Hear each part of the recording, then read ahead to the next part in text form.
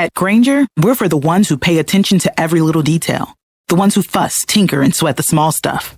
Because you know the tiniest thing can make the biggest difference when it comes to keeping business moving. We get it. We're the same way. Offering access to product experts to help you quickly and easily find what you need. So whatever your industry, you know you're always getting professional grade products. Call, click Granger.com, or just stop by. Granger, for the ones who get it done. Here we go with the County 10 Sports Podcast. Jared Anderson, Wyatt Barijka with you. This is our weekly look ahead at what's coming up with the high school sports weekend. Wyatt, how's it going? It's going good, Jared. How about you? I'm good. We are coming off of an exciting weekend of high school sports, and we'll look ahead to some things coming up as well as reclassification for Wyoming high school activities. This has been a big deal through the Wyoming High School Activities Association. You got the details yesterday out posted at county10.com, but we'll let you dive in a little bit more to how that may affect our Fremont County teams in just a little bit. First, though, want to rewind a few days ago. You and I had the chance to work together, and we did the Keeper of the Gold game, the Riverton Lander game. Thought it was a lot of fun. There were a lot of memorable moments that stood out, but thought it was a good showing, honestly, by both of our teams compared to what we've seen in some previous games this season. I'll just take the Lander perspective. I think offensively, the best showing Landers had all season long, scoring 21 points, had some sustainable drives, they were more balanced, 16 pass attempts. And I was talking with Coach on Wednesday, and he's like, oh, it was really 14 of 16, but you can't count 2 interceptions on the stats. But it just shows you, like, the balance of the offense now. I mean, yes, they're more of the run-centric, more run-first, but they're willing to go through the air if they have to, and I think that was a good showing and a good sign for Lander moving forward. Do you expect them to open things up in the playbook a little bit more outside of the Riverton game as you look ahead to Lander at Rawlins tomorrow? Do you expect that Tigers will throw the ball more? I think you're going to have to, especially the way I see the final 3 weeks, because I'm a guru and I enjoy all these scenarios and kind of imagination, I guess is the way to put it, if you do the little rainbow like SpongeBob does.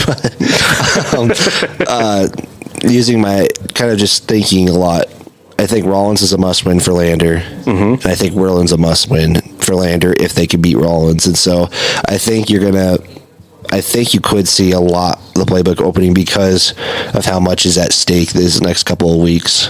Yeah, I think so too, and I think Paxton Mahalling said sorta was forced to make some throws and change things in the second half of the Riverton game, but I think he proved that he is fully capable of throwing the football well and effectively, and maybe you don't have to as much as he did in the second half of that game playing catch-up against the Rawlins, but I think that he looked very good throwing the football.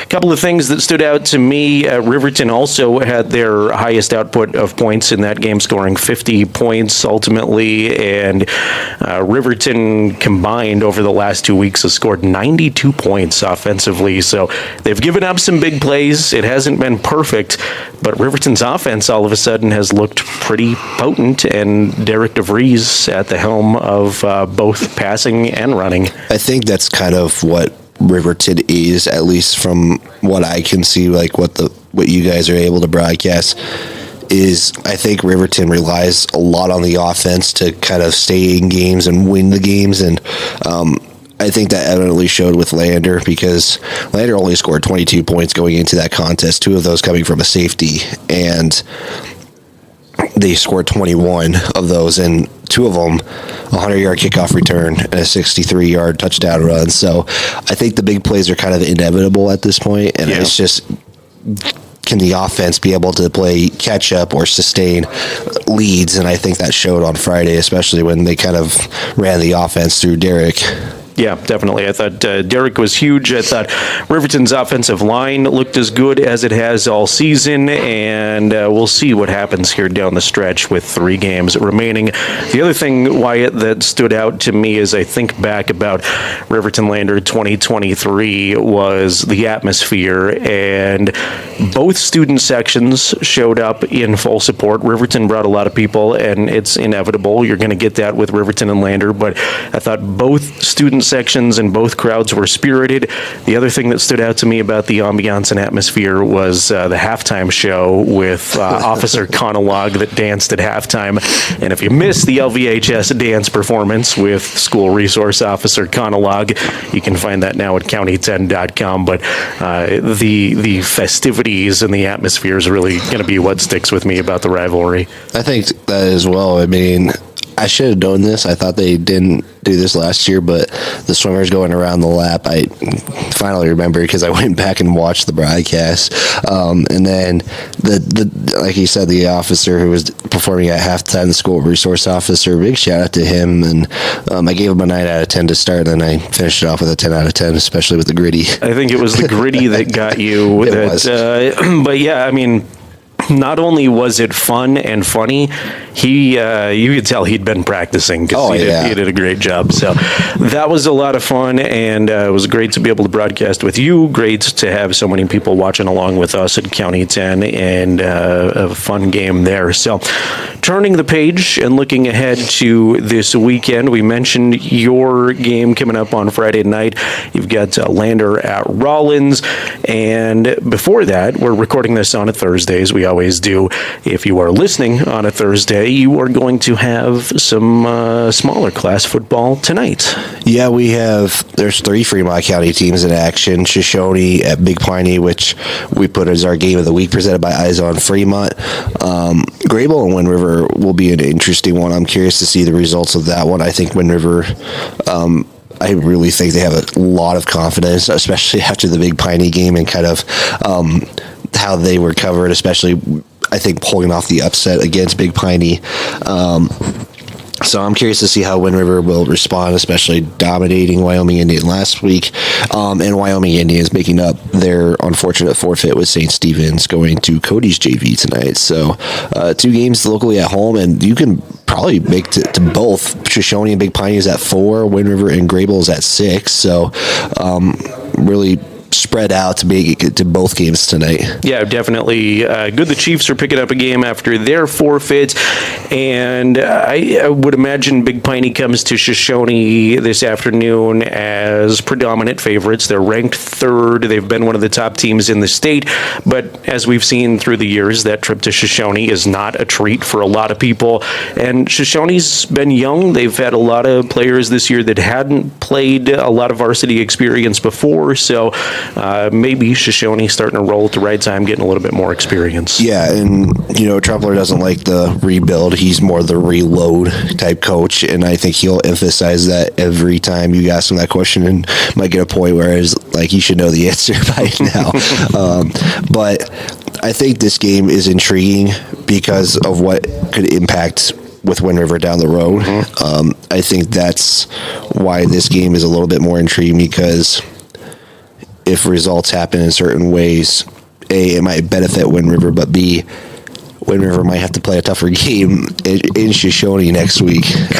Cougar fans are rivals with Shoshone, but it would benefit them to see a Shoshone win tonight, probably. Yeah, right? For just to kind of keep their, kind of even stretch out their lead in the 1A 9-man West heading into the final couple of weeks. And Wind River and Shoshone still got to play, and that's next week on a Friday, which it's kind of a bummer because I was hoping it would be on a Thursday. But yeah, it would have been fun to be able to do that one. Unfortunately, our Friday resources are very stretched thin with one crew with the Lander Tigers and one crew with Riverton, but that should be a really fun one, and I'm sure a lot of people around Fremont County will enjoy that ball game. Talking Wind River Cougars real quick, they've got Grable tonight, if you're listening again on Thursday, 6 o'clock. Grable seems like a team that has had some success and rebuilt, but Wind River ranked number 2. They knocked off Big Piney last week. You would think Wind River's a heavy favorite going into that. Looking at the Wind River schedule down the stretch, they've still got to play Rocky Mountain, but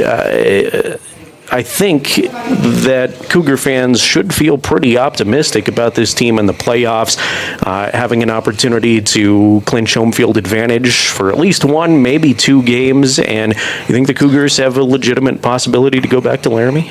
I think they have a chance. The thing, last couple of seasons, the story, and I was helping cover that with the original kickoff show that you started up.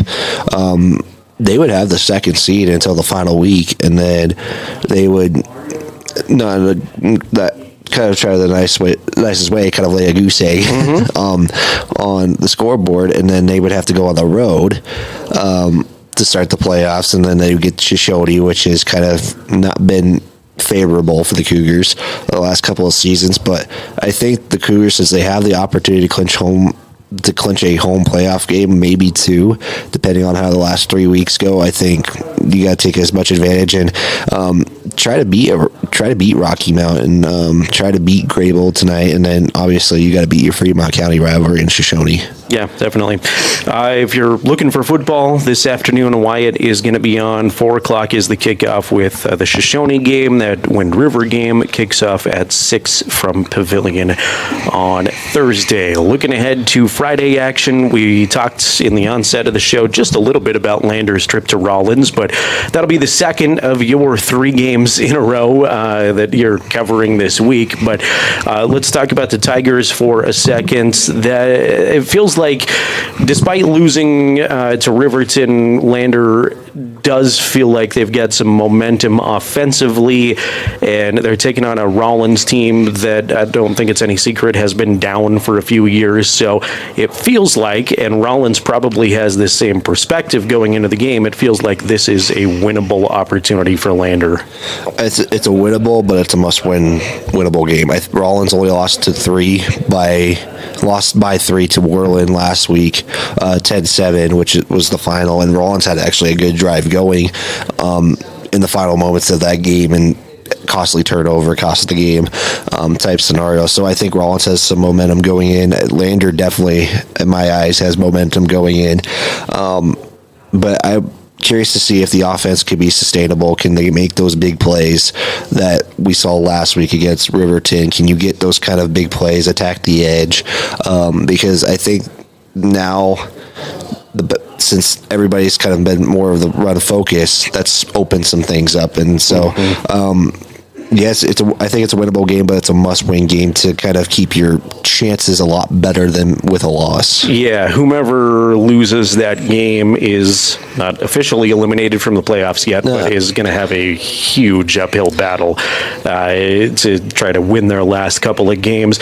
I'm still really curious on the 3 opponents that Riverton hasn't faced in Worland, Douglas, and Buffalo, and just how separated they all are, because you see Worland kind of hang in there with Douglas. You think Douglas is a pretty legitimate team at number 5, but then you see Douglas only get 3 points against Buffalo, and you see Rawlins hanging in there with Worland.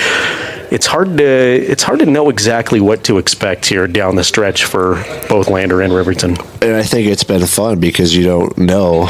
Just to kind of put it in perspective, the number 2 seed is still, a home playoff game is still up for grabs. That's how chaotic things have gotten. And I think it's kind of fun because it feels like the last couple of seasons it's been, okay, Douglas and Buffalo are going to be the home teams. That's kind of the reality. Let's fight for the final 2 seeds. So I think because it's chaotic, I think there's opportunities, and I would say probably a big opportunity for Riverton this week, heading into a tough place to play in Douglas. Yeah, definitely. I'll be full disclosure, completely transparent. I thought this is going to be a great season if Riverton could get a 3 or a 4 seed, go on the road in the first round of the playoffs. You got to play probably a Star Valley or a Cody, but just make the playoffs. Now, with 3 weeks left in the regular season and back-to-back wins, I'm not so sure this team can't host a playoff game and pick up a win against Douglas or Buffalo at home. I think Buffalo looks like the better of the two teams. You got to go to Douglas, which is going to be very tough.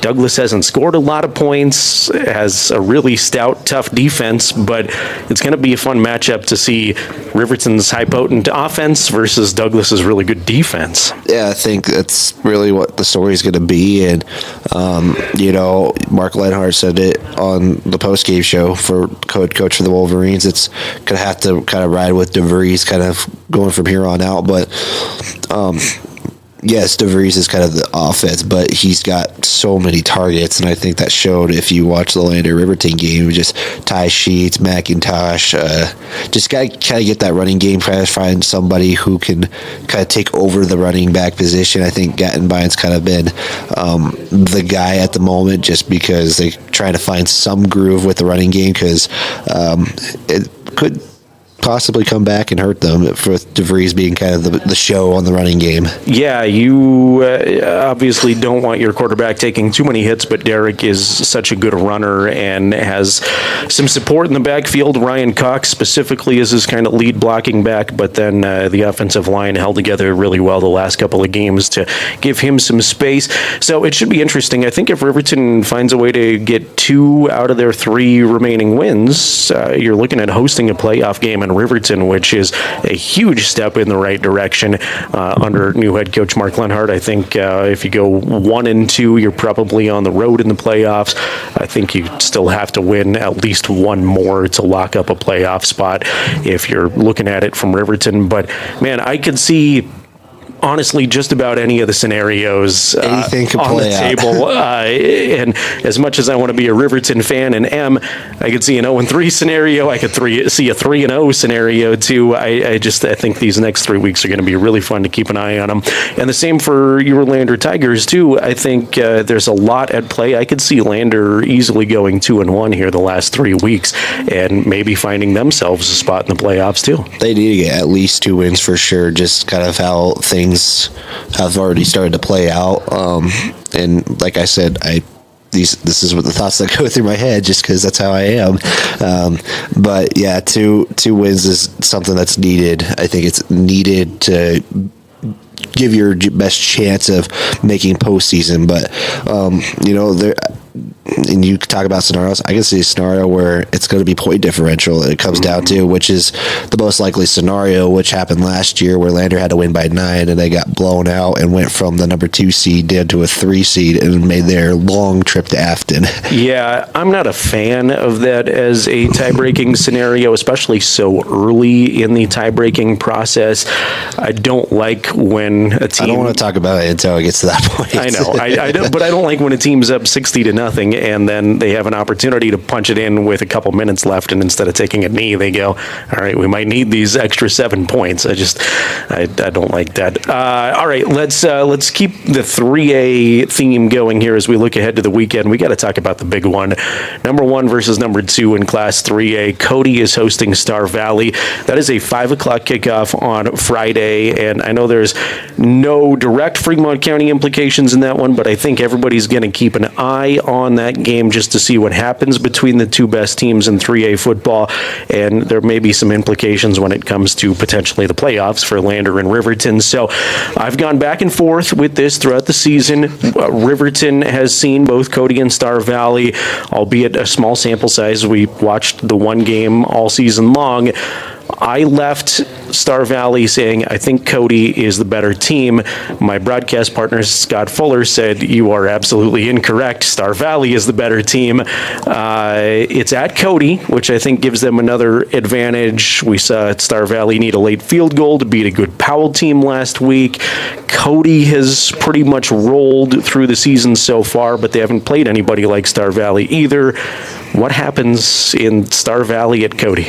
Man, I don't know. I just want to say Green River Cody 62-0 at halftime. They put 42 points in the first quarter. I felt bad for Eric Pauly because he was calling that game, and he was like, if it's going to get to this point, just get it to that point already.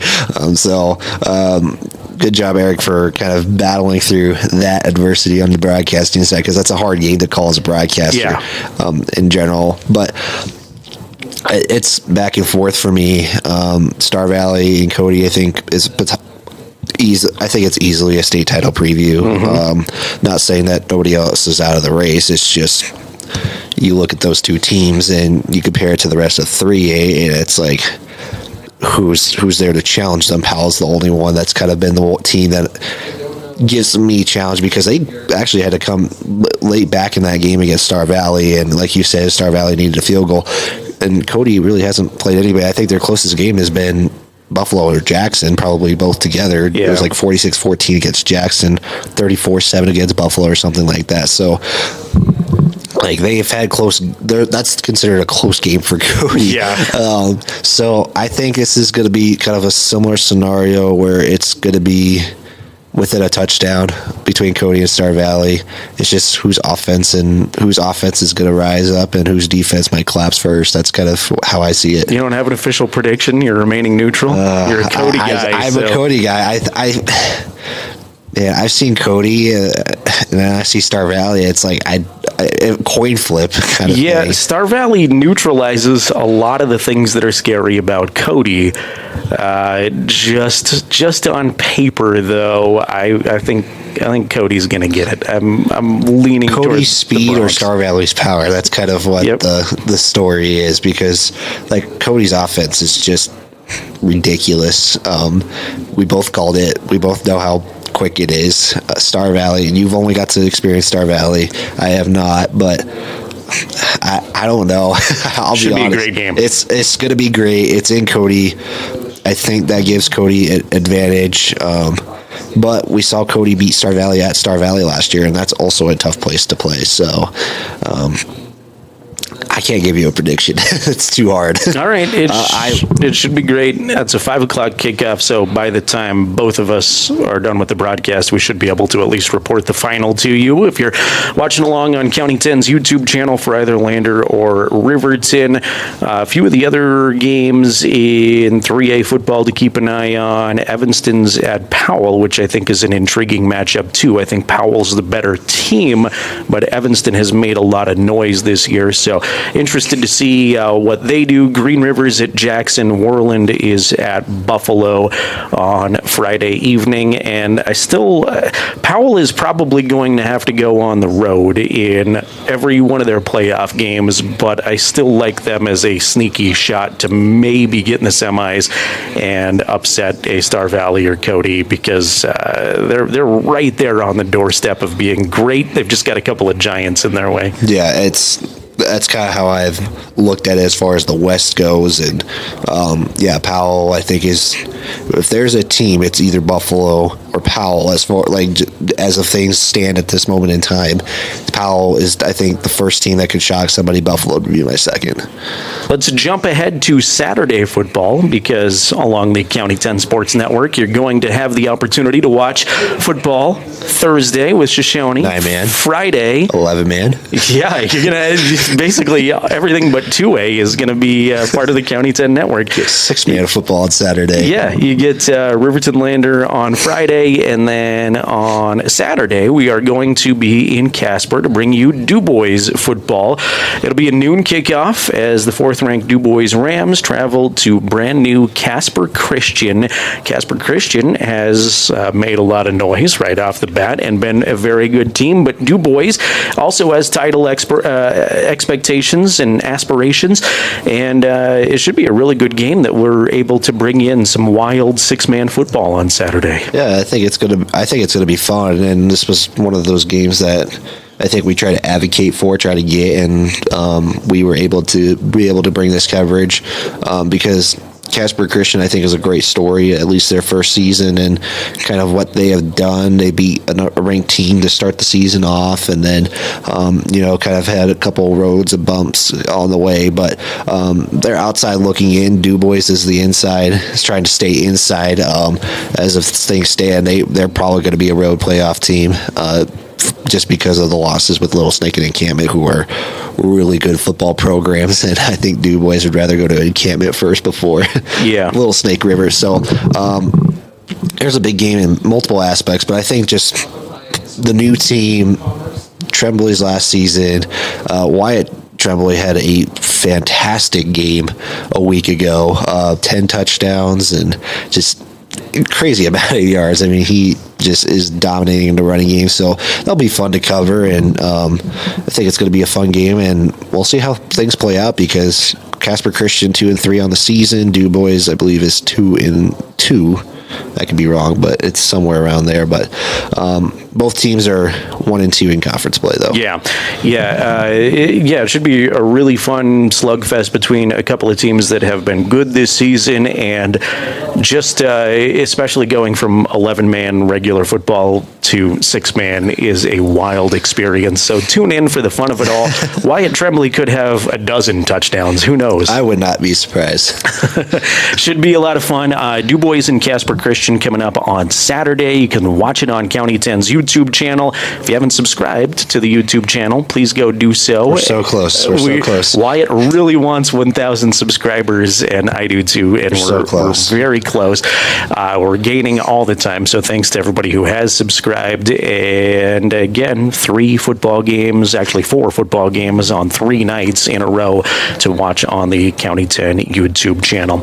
All right, we've got a few minutes left on the show here to talk about reclassification. Wyatt, you worked on a giant story at county10.com about the reclassification cycle for the next school year. That'll be 24-25. But a lot of shifting going on, and a few, we'll start to see a few matchups that will affect some Fremont County teams and get some new sort of rivalries across Fremont County too as teams switch conferences. 4 teams are moving, opting up or opting down.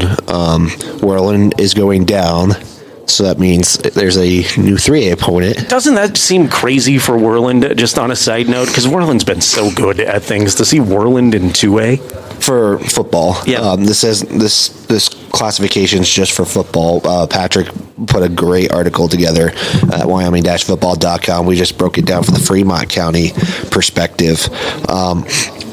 So Worland's down, so a new opponent needs to come to the 3A ranks, and so Glenn Hart's former team in Torrington gonna make the jump up, and so that will affect Lander in Riverton because there's a new opponent in the east, but one of those teams is traveling to near the Nebraska border for the first time. Yeah. I believe if they just switched Worland's schedule out and put Torrington in, it looks like Riverton might be making that trip first. Yeah, that's what I was wondering too, in trying to project the 2024 schedule, just for selfish reasons to see where I might be going next year.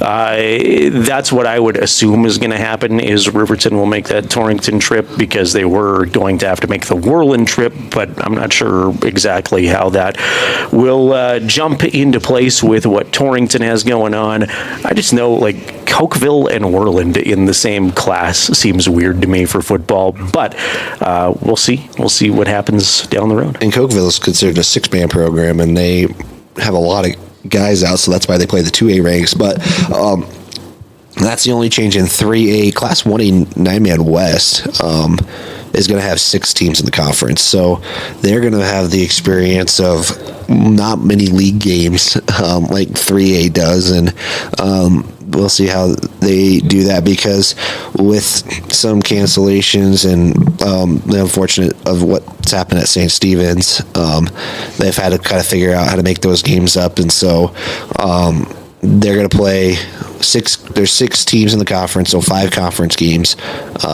Riverside is going down to 6-man because of their enrollment numbers. So Shoshone, Wind River, and Wyoming-Indiana are all affected by that.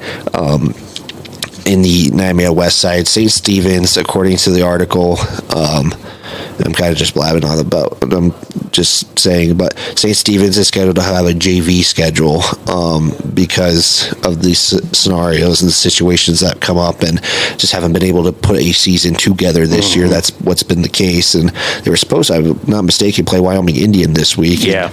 Rivalry week for them. So St. Stephen's is going to play a JV schedule, and then Riverside will just go to the North Conference in 6-man football. All right, so we got like a minute left before we're out of time. So we've talked a lot about football. Is there anything else quickly on your radar this weekend for high school sports or Fremont County sports? Oh, I think just kind of how things going. Cross country is in their final week of the regular season in Powell. Volleyball is going to have some conference and tournament play. Landers in Powell for cross conference duels. So this is a thing they do every year. But just kind of the season's kind of winding down. It's quickly almost there, postseason. I mean, snow's coming, which is just gross. Yeah, it's pretty gross from it now, especially how I like the warmer weather. Yeah, I do too. We're looking at what's it going to be like in Douglas if we have to broadcast outside. About 50 at kickoff and colder when the sun goes down. Hey. Scott said, I like the cold. Like, that's just a disgusting attitude. I mean, I like it when it's convenient, but not when it's outside and I have to sit outside and suffer through the cold. No, I'll take the sunshine all day, but not the case living in Wyoming. So, all right. Weather. We've got a whole lot of football for you. Check it out on County 10's YouTube channel. Again, Shoshone football if you're listening on Thursday, Lander and Riverton football on Friday, Dubois football on Saturday, and of course, recaps, photos, stories, so much more at county10.com. If you don't mind, subscribe to the podcast, and we'll let you know every time we have a new episode. But Wyatt, travel safe to Rawlins. Have a great weekend. Travel safe to Douglas, and I'll be there in Casper on Saturday with you. All right, well, travel safe to Shoshone, to Rawlins, and to Casper. Wyatt is going to make his way across the state. Should do like a whole little vlog thing about that. You should. You should do a road trip podcast. Why not? Just ramble with your thoughts for hours. Like, what does Wyatt think when he's on a long road trip? Scary stuff. All right, thanks for tuning in again to the County 10 Sports Podcast. We'll be back soon with more content, but enjoy your weekend. At Granger, we're for the ones who pay attention to Lander Valley Tiger football on County 10. Receive here by McFadden. That is right on the goal line. He's going to try to get some room. Breaks the tackle. He's got more. He's at the 40. Saltzgaber's the man to beat. He breaks the tackle. He's got more. Just one man to beat. The Tigers get in front of him. He's at the 25-20. Makes a move inside, and he is in. Touchdown, Tigers. What a run back 100 yards to the end zone. Today's matchup features the Lander Valley Tigers battling the Rawlins Outlaws in a pivotal game for playoff hopes. Coming up on the Porter's Tailgate Show, live on YouTube and KOBE 1330 AM and 107.7 FM, we'll preview today's game. We'll catch up with LVHS Athletics, and we'll catch a pregame interview with head coach Jim Burton. Back again in the gun, as Hollins said. We'll have Baker in the backfield. It's going to be a toss to him to the right side of the field, and he's got some room. He's at the 50, 40, 30, 20, 10. I feel like I called this early on, Jared, and it's in. Tigers touchdown, and they take a 6-0 lead. Now to Outlaws Stadium in Rawlins, bringing you today's play-by-play, the voice of the Tigers, Wyatt Barichka. Guys, 1, 2, 3, 5, let's go!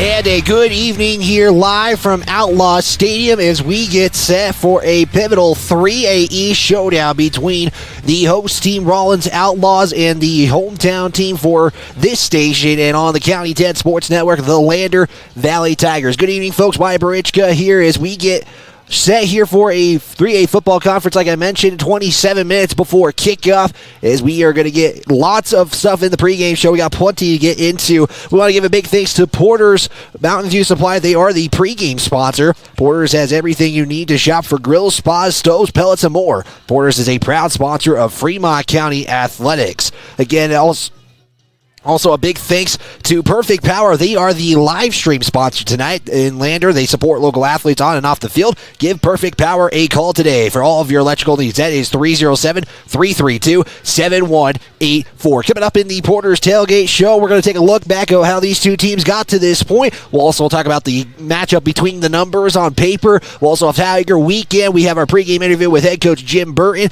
And also, we have a little thing from John Gabriel said he was willing to send over. It's a great story. It involves Lander Valley boys swimming head coach Shauna Morgan in this town in particular, so we'll have plenty of that going on. So we're going to take a quick 60-second timeout. When we come back, we will talk about how these two teams got here. You're tuned in to Lander Valley Football on the County 10 Sports Network. Mountain View Supply, your local experts in fire and water. We've got everything you need for new installs to accessories, and don't forget our great selection of stoves, grills, and spas. We've been serving Wyoming for over 40 years, so you know you can trust us for quality products and expert service. Visit portersmbs.com or stop by our Riverton or Casper locations today. Porter's Mountain View Supply, located on 750 East Sunset Drive in Riverton.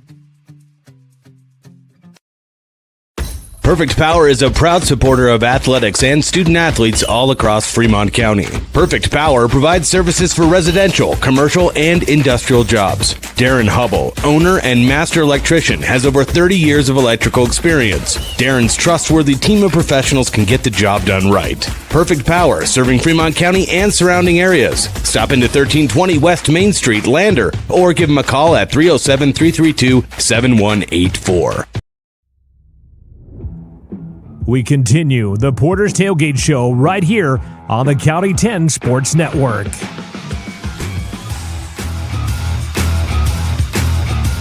The Lander Tigers enter this contest 0-6 on the season. They fell to Riverton in the keeper of the gold game a week ago with a final of 50-21. The Tigers scored almost all the points they've had scored all season last game. They scored 21 points. It's the most they scored in a game this season. They're going to try to keep that offense going here in this one against the Rawlins Outlaws. The Rawlins enters this contest 2-4 on the season. They defeated Burns and Green River this season. They fell to Whirlin last week with a 10-7 final, so getting almost win there as they were in their last drive, and they turned it over, costly turnover for the Outlaws to start the conference season 0-2.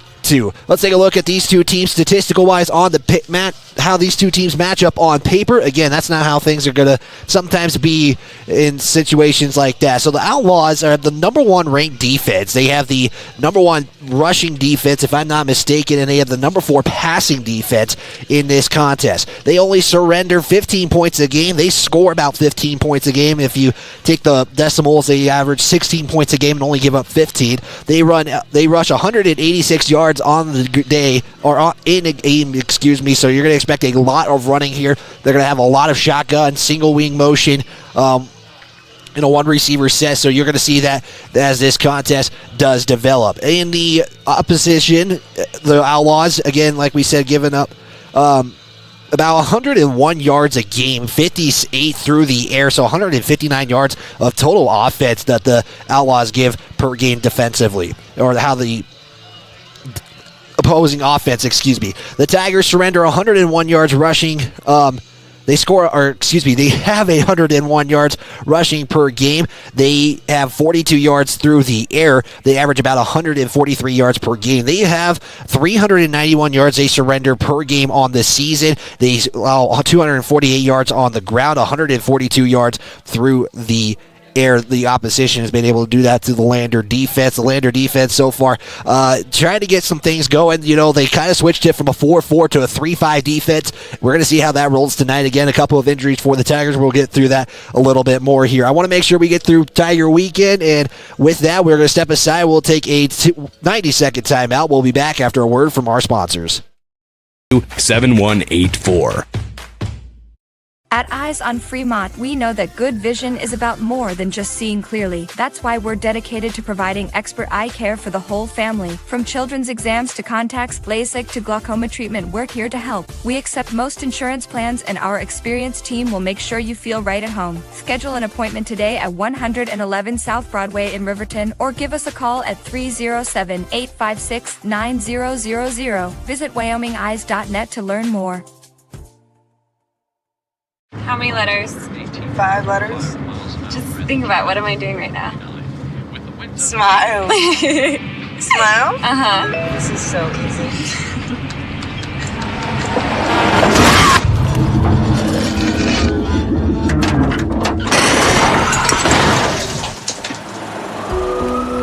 Nobody likes to be stopped by the police. But if I'd seen her texting while driving and given her a ticket, it just might have saved her life. Myers Gambles is your one-stop shop for furniture, mattresses, and appliances in Lander, Wyoming. We have an unbeatable selection of furniture for your living room, bedroom, and dining room. Plus, we have the latest trends in home furnishings. Our mattresses are comfortable and affordable, and our appliances are built to last. Whether you're looking for a new TV, sofa, or refrigerator, we have the perfect finish, style, and function for your home. Visit us at 420 Main Street in Lander or check out our website, landergambles.com today. Get ready to explore Wyoming's stunning parks at Fremont Motors during the Open Road Sales Event. We're giving away a complimentary Wyoming State Parks pass with every vehicle sold, so you can get out and explore our beautiful state behind the wheel of a brand new vehicle. Plus, all Fremont vehicles come backed by Fremont Care, so you'll be covered no matter what the Open Road has in store. Visit Fremont Chevrolet GMC in Riverton or shop online anytime at fremontmotors.com and start your Wyoming adventure today. See Allison at lunch today? I'm gonna text her. I'm gonna text Allison. Hey, hold up, Matt's calling me. Hey, we got the food and we're on our way right now. Hey, who's coming, bro? You're the one that keeps help.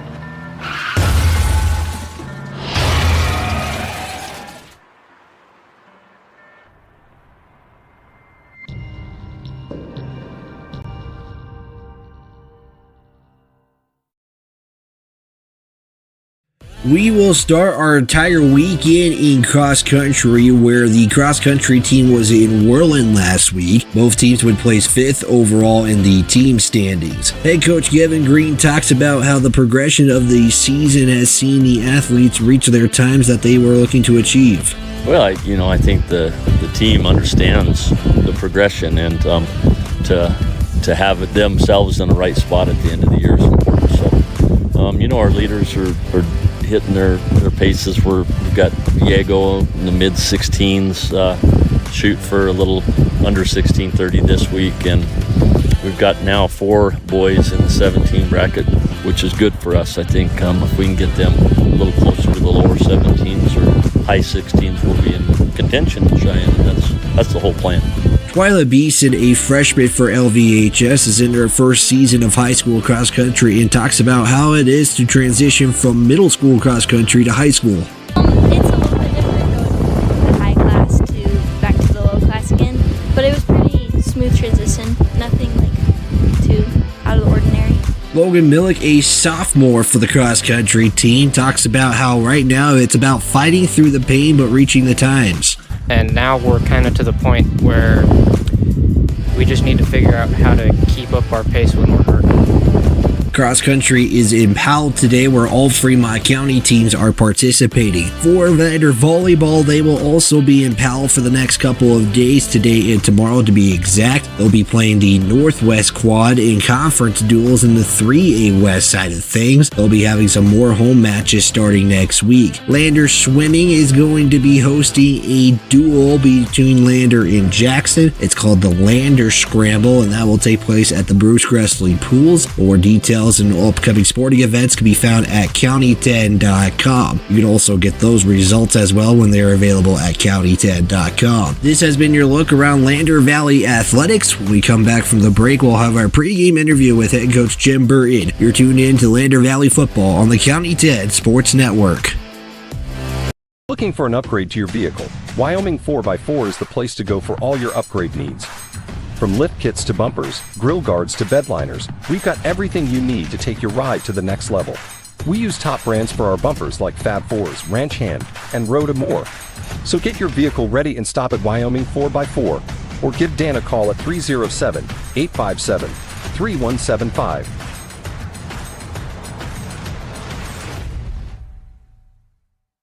Wyoming Catholic College is a unique institution that offers an immersion into Western tradition, the beauty and challenges of the wilderness, and the treasures of the Catholic spiritual heritage.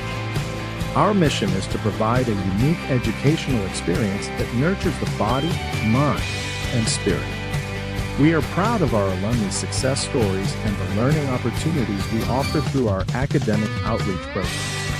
Come and explore our campus in Lander, Wyoming. Make your home improvement projects a breeze with Sutherland's, your home improvement experts. Always the right products at the right price. For every project, every day. You can shop and pay online at Sutherlands.com, and we'll get it ready for easy in-store pickup. With the tools and the know-how, you can count on Sutherlands for any job. With over 30,000 items in stock, make your first stop at Sutherland's Home Improvement in Casper and Riverton. County 10 is your Fremont County news leader. We're everywhere. On the web, mobile, social, and on your radio dial, with all the news you need to feel connected. From sports to board meetings and community features, we work hard to bring you all the latest updates you care about. Visit us today at county10.com. County 10, community connected.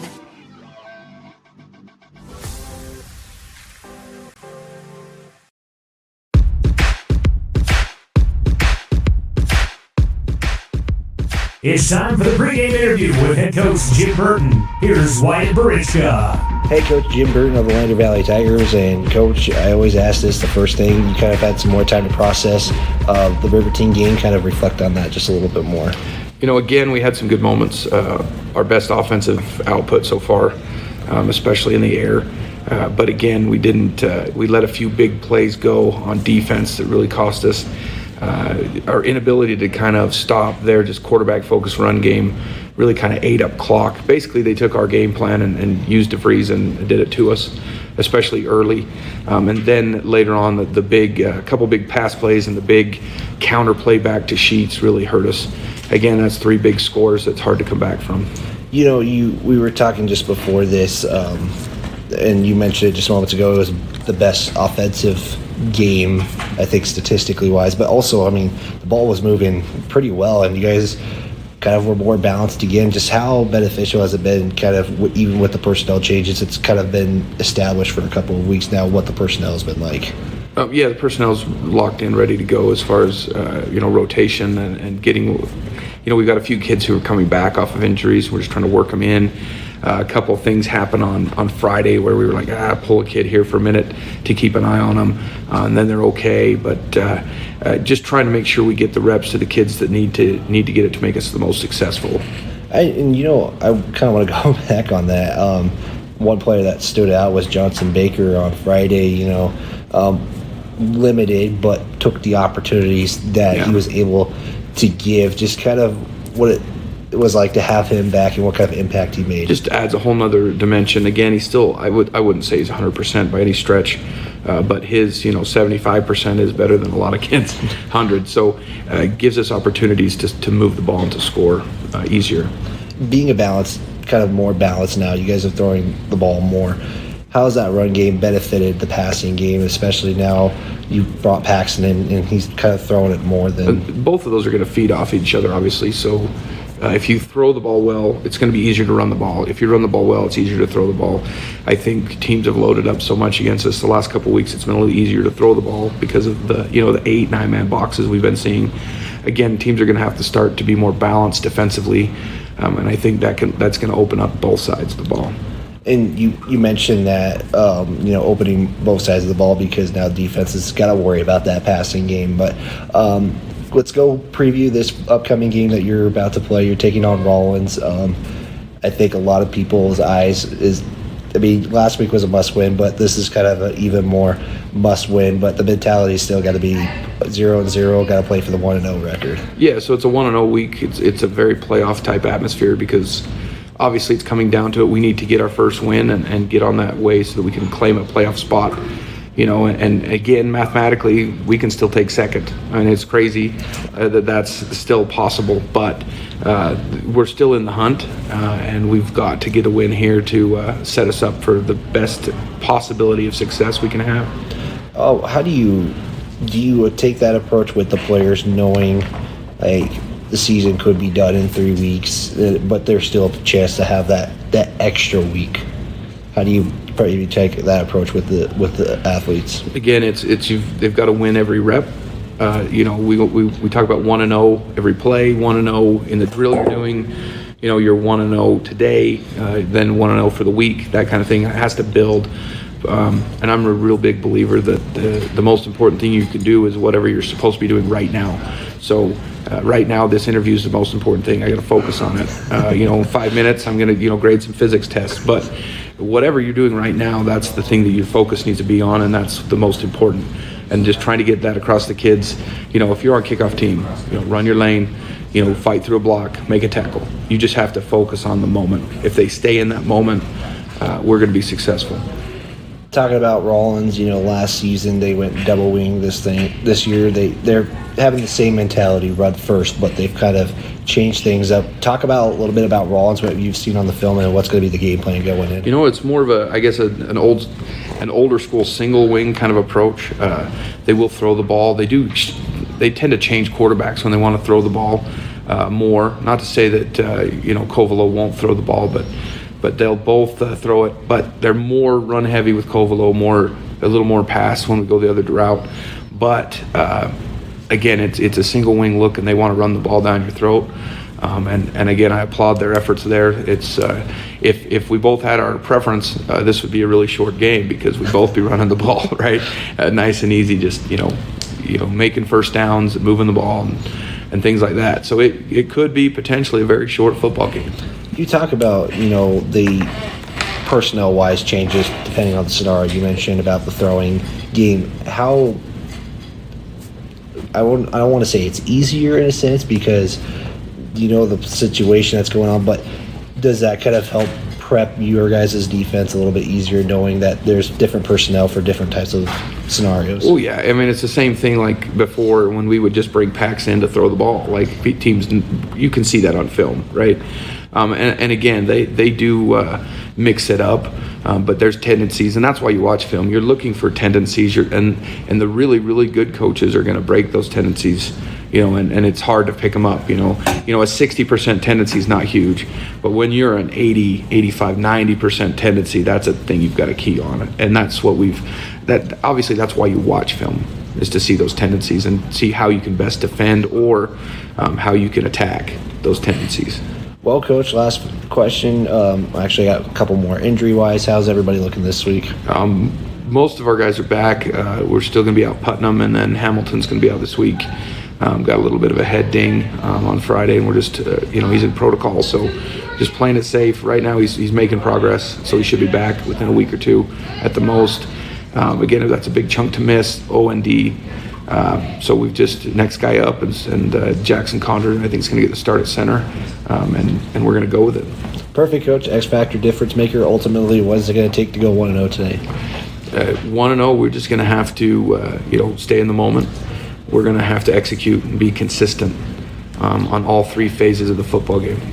And I said last question, but just one more because you kind of bring it into, I think, a good point here because, again, a lot of young guys are getting some opportunities, and you say stay in the moment. Just how do you kind of keep that within them? Because sometimes the lights can be a little too bright in scenarios. Well, and I think enough of them have enough varsity experience.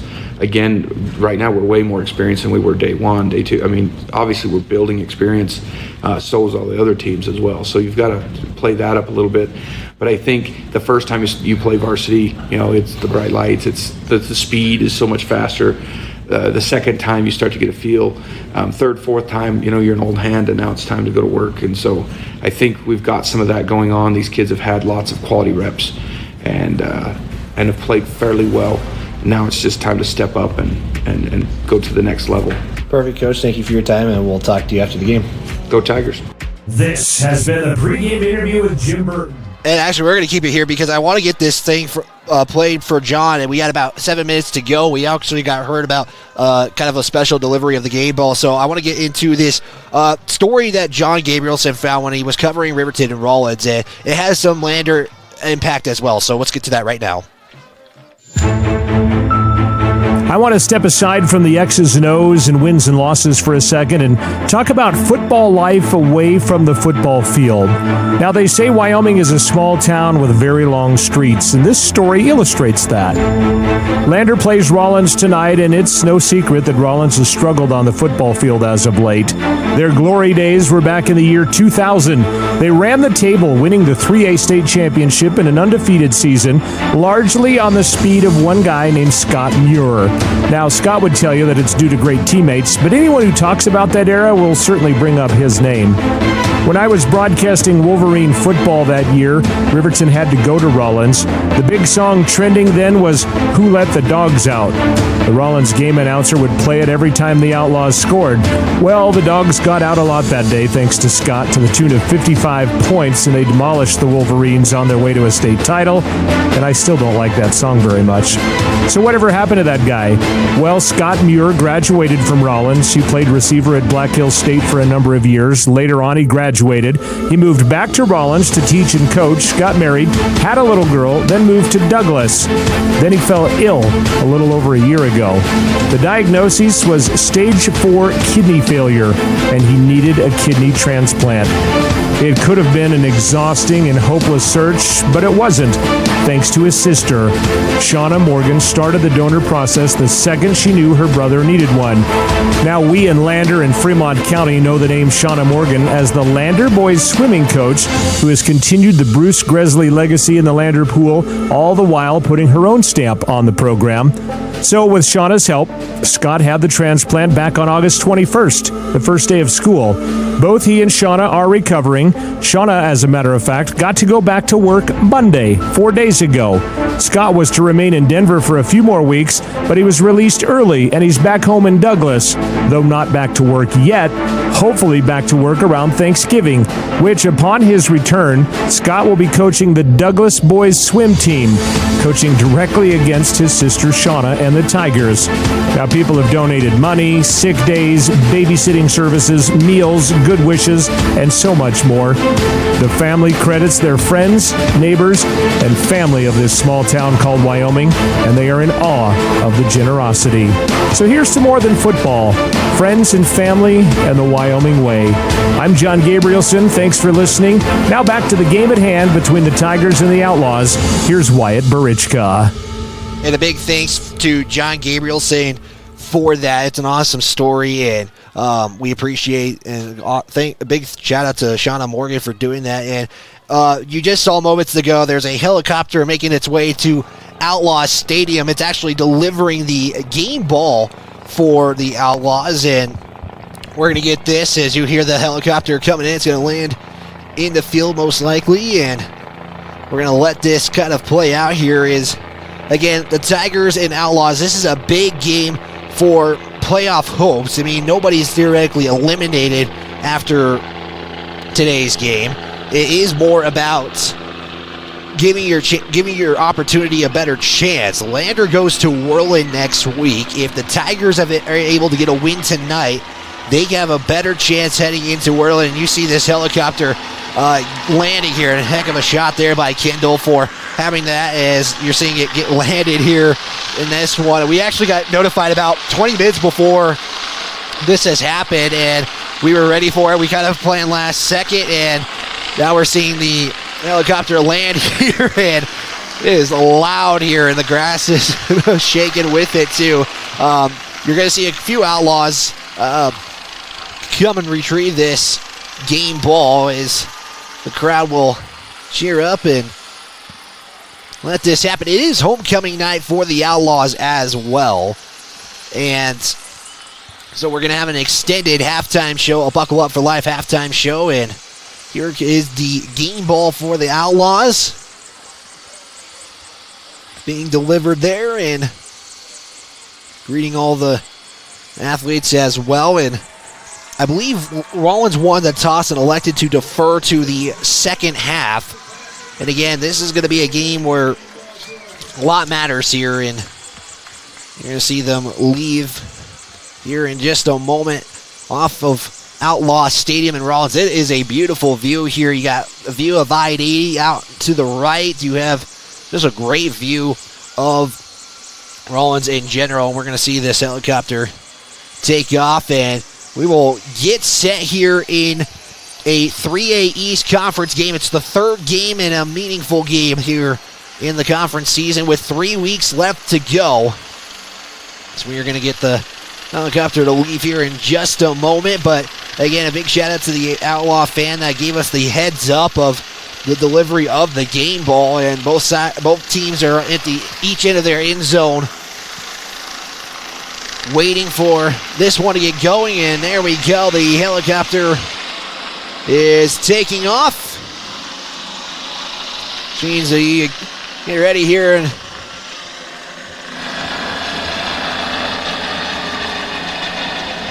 Crowd is cheering as well, and there we go.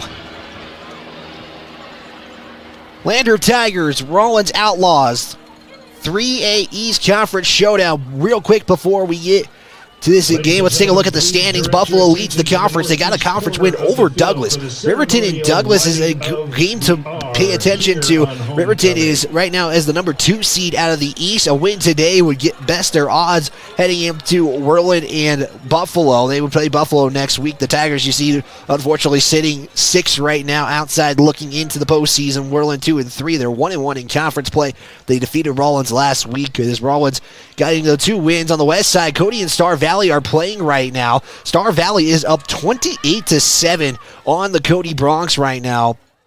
So an interesting game to look at as Powell gave Star Valley a game a week ago where Star Valley had to win it on a field goal, as Jared Anderson mentioned. He has the call of the Wolverines game. You can catch that on YouTube and Facebook as well. So we are going to get set here for some 3A football. A big shout out to Porters. Is heck of a shot of the burning of the R right there. And again, it is homecoming, so all the festivities happening tonight as well. So we get to deal with back-to-back homecoming nights.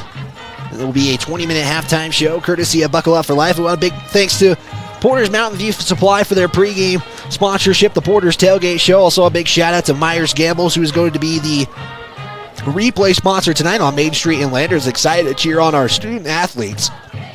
Gambles has winning deals, and remember, delivery is always free within 30 miles of the store. So, kicking off for the Outlaws will be Jose Morales for the Outlaws. The Outlaws tonight are going to be in their all reds, red top, red bottoms, white numbers trimmed in black, black helmets with the right stripe on their helmet. They don't have the Outlaw decal on their helmets. The Tigers are going to be in their white tops, green bottoms, green numbers trimmed in black, black helmets with the Tiger decal on each side. So we're just waiting for the whistle, and we will get underway here in Rawlins, Wyoming. A chilly 55-degree day as the whistle is there, and Morales will send this off, and we are underway here in Rawlins as that's going to hit the end zone. Touchback. Tigers will start at the 20-yard line. So Holland said, getting a few starts here. This will be his official 3rd start of the season. Started against Evanston, did play Lander will start out at their own 20-yard line. Buffalo, and so 4th start actually to be exact here. So expecting running and also passing a balanced offense. You know, one helps the other, as Jim Burton said in the pregame show, as the Tigers will spread things off here. One receiver each side of the formation. Holland said will go in the gun. In the backfield is Braden Baker.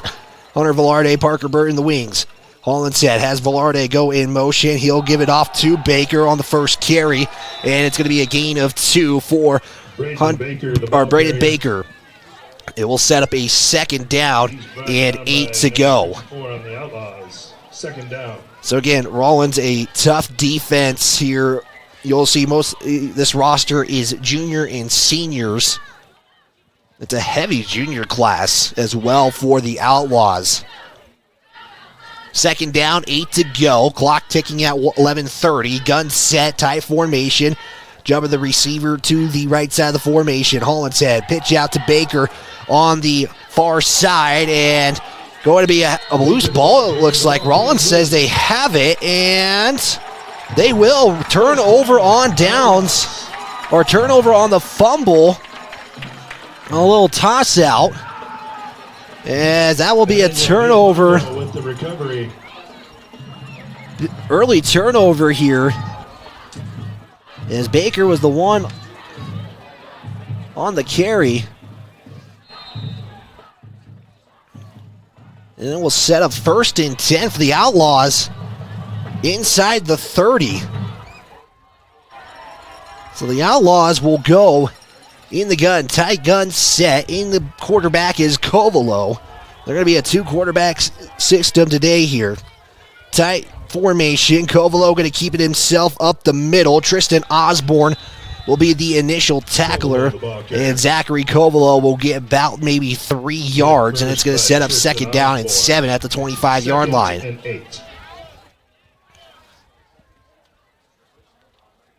Second down and 7. The ball officially placed at the 25-yard line. Outlaws, again, mostly running tonight here.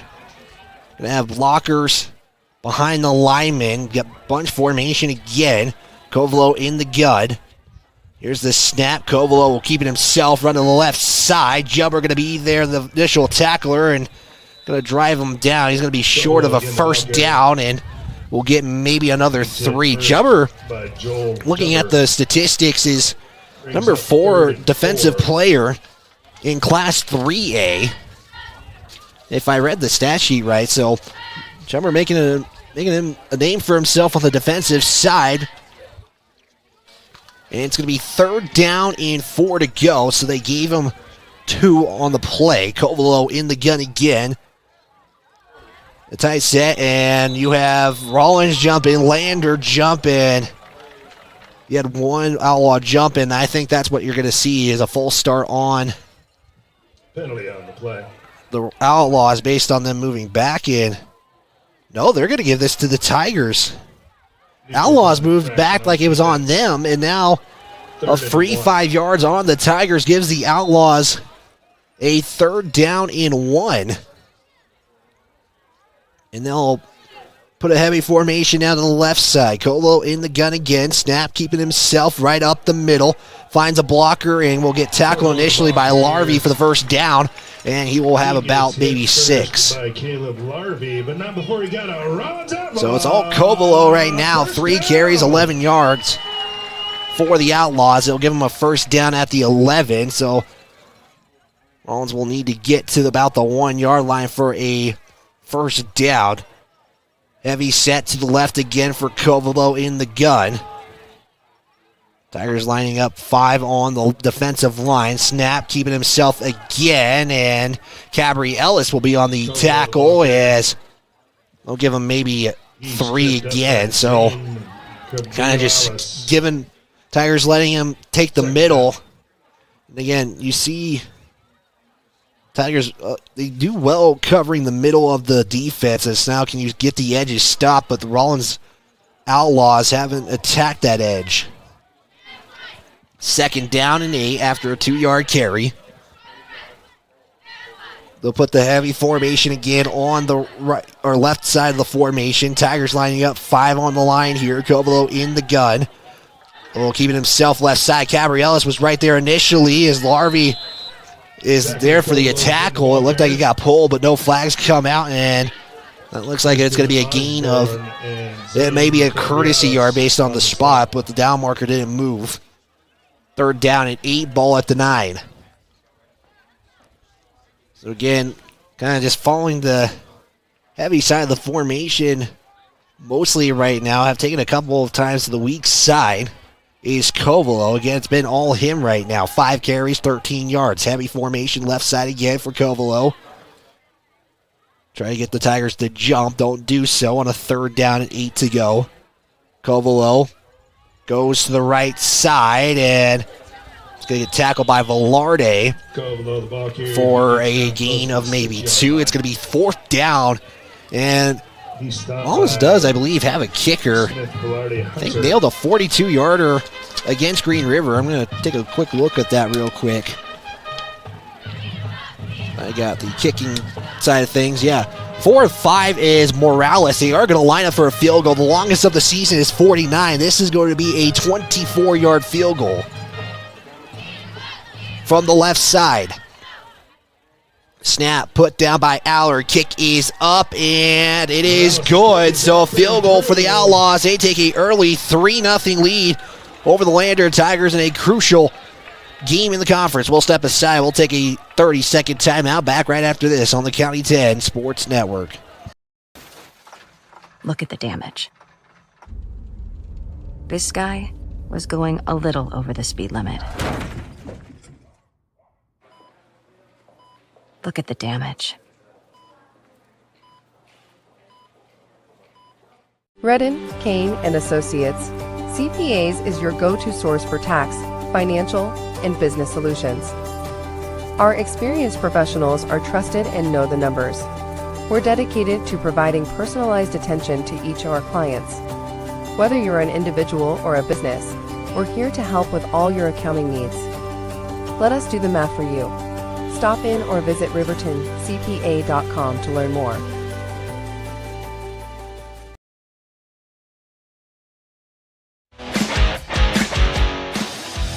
Subscribe and turn on the notification bell to be alerted every time a new video or game is on County 10's YouTube page.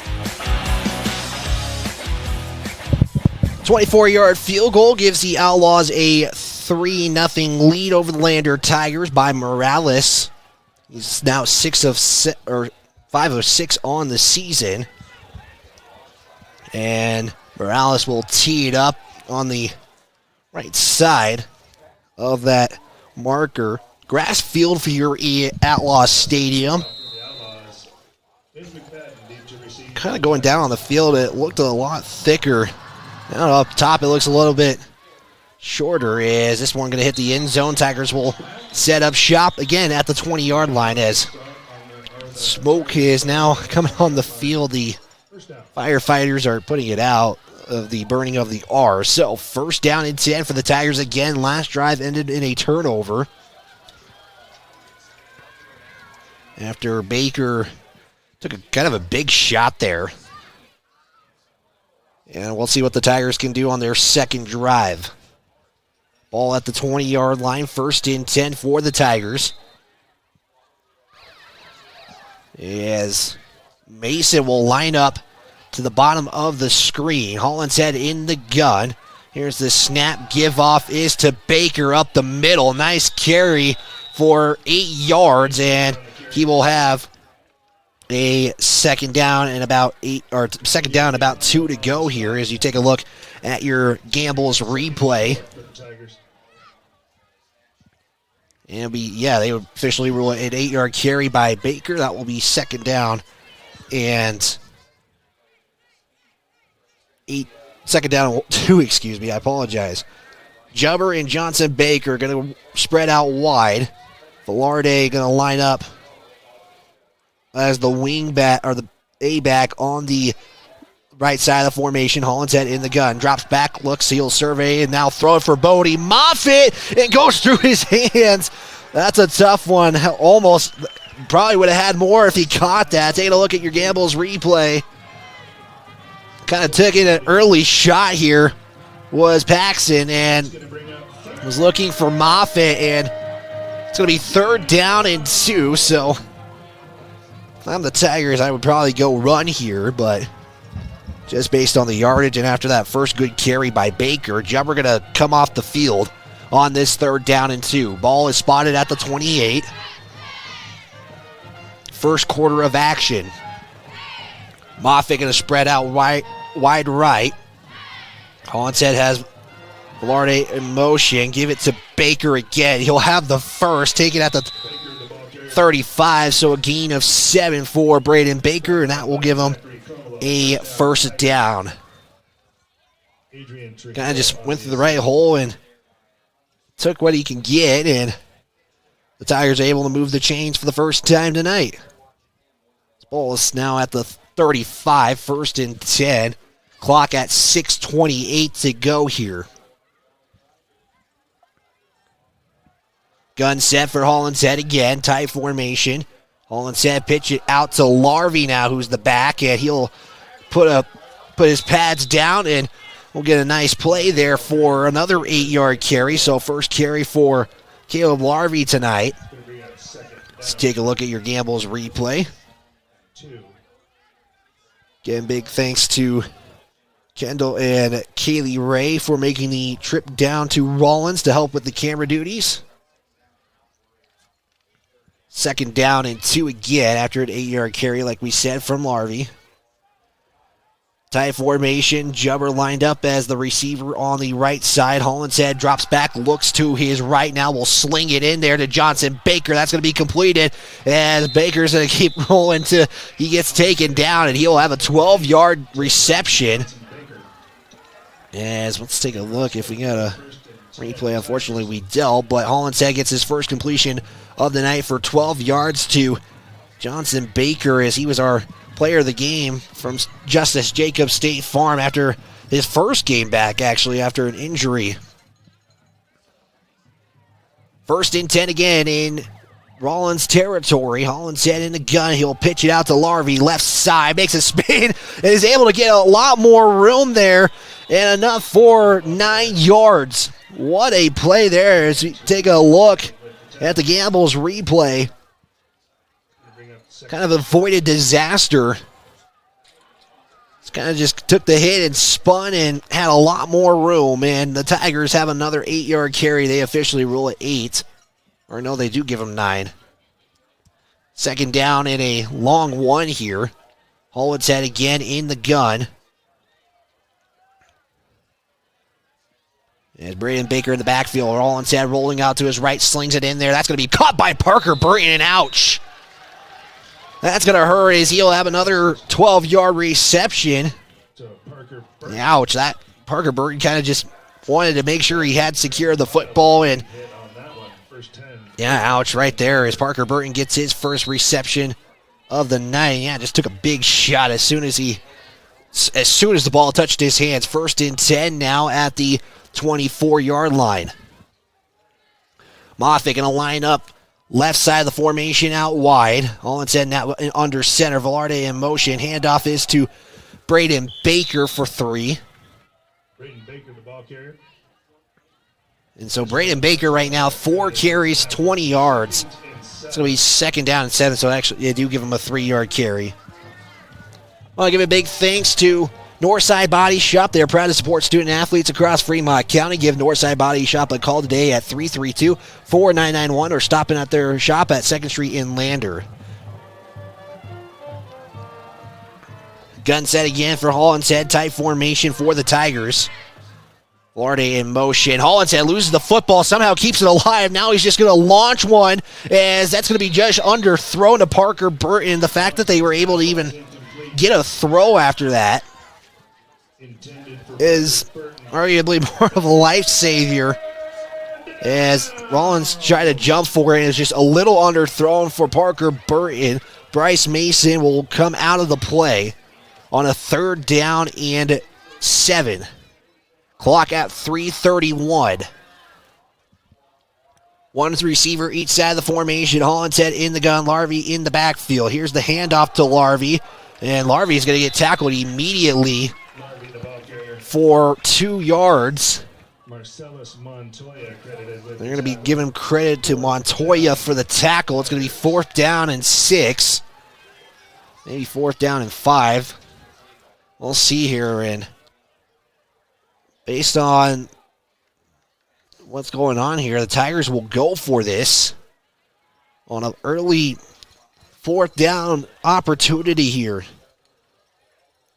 2 receivers, one side of the formation. Burton now going to head off to the left side of the formation. Moffitt and Burton on the left. It's Bryce Mason lone to himself on the right. Hollinshead looks Mason's side. Here's the throw, and it's a little underthrown and a turnover, as either Mason wasn't sure he was going for it. Looked like miscommunication on the route as you take a look at your Gambles replay. And yeah, it looked like Mason wasn't sure he was supposed to run that out. Hollinshead threw that out, and it's a turnover on downs for the Tigers. So a turnover, fumble, and turnover on downs now. Outlaws set shop at the 20-yard line.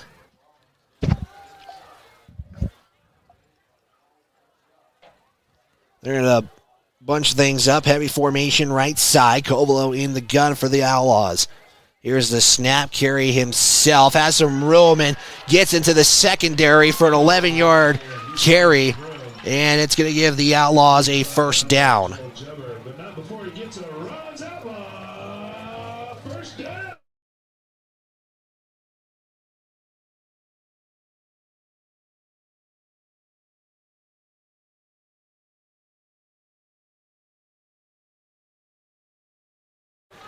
Second down, or 1st and 10. Bunch formation now to the left side, for Covelo. and he's going to be tackled for 2 yards. It's Covelo, 8 carries so far in the contest. He has 28 yards on the day here. And a player tying his shoe for a moment. Covelo again in the gun. Heavy formation is to the right side. In the gun, Tigers have 5 on the line. Covelo finds a hole, and it's going to be taken down by Landon Jones, and then you're going to add 15 more for the face mask. It would be a 7-yard carry, and then you're going to add 15 for the face mask, and I think Jones immediately looking for that flag. So again, it's been all Covelo at the moment. He's already ran out of my stat sheet on the first quarter. And again, they'll just tack on the yardage here, as Jim Burton is now going to have a discussion with the FAR official. So the ball is in Tiger territory at the 43, 1st and 10. Heavy formation right side for Covelo in the gun by himself. Here's the snap, tries to run to the right side as Larvey is going to get tackled immediately, and then also getting into the play right there for the Tigers was Tress Pickard. And it's going to be a loss of 1 for Covelo, 2nd down and 11, and the Tigers are kind of seeing a similar story from last week. The quarterback kind of taking the heavy running duties here. So normally, sometimes they'll have a receiver out. And now, as I say that, they put 3 out to the left, 1 to the right. And it's Jackson Allard in the gun. So he checks the sideline. Allard takes the snap, drops back, looks to his right side, overthrown, and it's somehow caught. I'm not sure how that was corralled by Kramer Kolda. Let's take a look at your Gambles replay as Kendall kind of looked back at me and gave me the thumbs up. As you see this replay here, just kind of immediately threw that and kind of was one-handed, and the Outlaws are hurrying it up here on an 8-yard gain on the pass. Allard again looks to throw. He's going deep right here and no good. And there's going to be 15 for Jubber on the pass interference. So the clock will stop as that pass was intended for Morales. And again, the pass interference, it looked like on Jubber, just immediately you can kind of tell when that flag is out. Officials are discussing, and both the Outlaws and the Tigers have moved to about 15 yards from the spot, or on the line, excuse me. And they will say pass interference on the Outlaws, and they put the ball right about 15 yards, and they didn't even have to wait for the call to happen. So 1st down and 10. Ball at the 21. Right now the penalties are hurting the Tigers and benefiting the Outlaws. 2 times now the Tigers have had penalties in the 15-yard variety. Heavy set left side, Covelo in the gun. We'll go the weak side on the carry, and it's going to get 3, maybe 4. Let's see where they spot this. They're going to give them 3 on the carry for Covelo, and that will do it already. End of first quarter here. It's 3-0 on the Fremont Chevrolet scoreboard. We'll step aside and take a timeout. We're going to be back with the word from our sponsors on the County 10 Sports Network. PA.com to learn more. Elevate Rehab's founding principle on you is evident from your first visit to the last. Our practice model ensures treatment as you deserve, a private one-on-one session with a licensed therapist the entire visit, every visit. All therapists hold advanced credentialing, including 2 certified hand therapists, an orthopedic clinical specialist, an MDT therapist, as well as pelvic floor and pregnancy rehab offerings. With over 100 years of combined experience between our 7 clinicians, Elevate is your ticket to health. Find us in Lander, Dubois, and visit our website or Facebook page. Choose Elevate Rehab to elevate your outcomes. If you're looking for the best home cooking in Lander, look no further than Mama's Kitchen. Our mouth-watering menu will have you coming back for more. From our famous Mama's breakfast to our burgers, we've got something for everyone.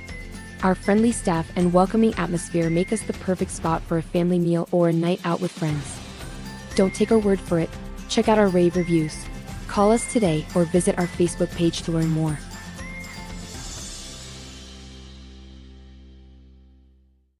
Remax.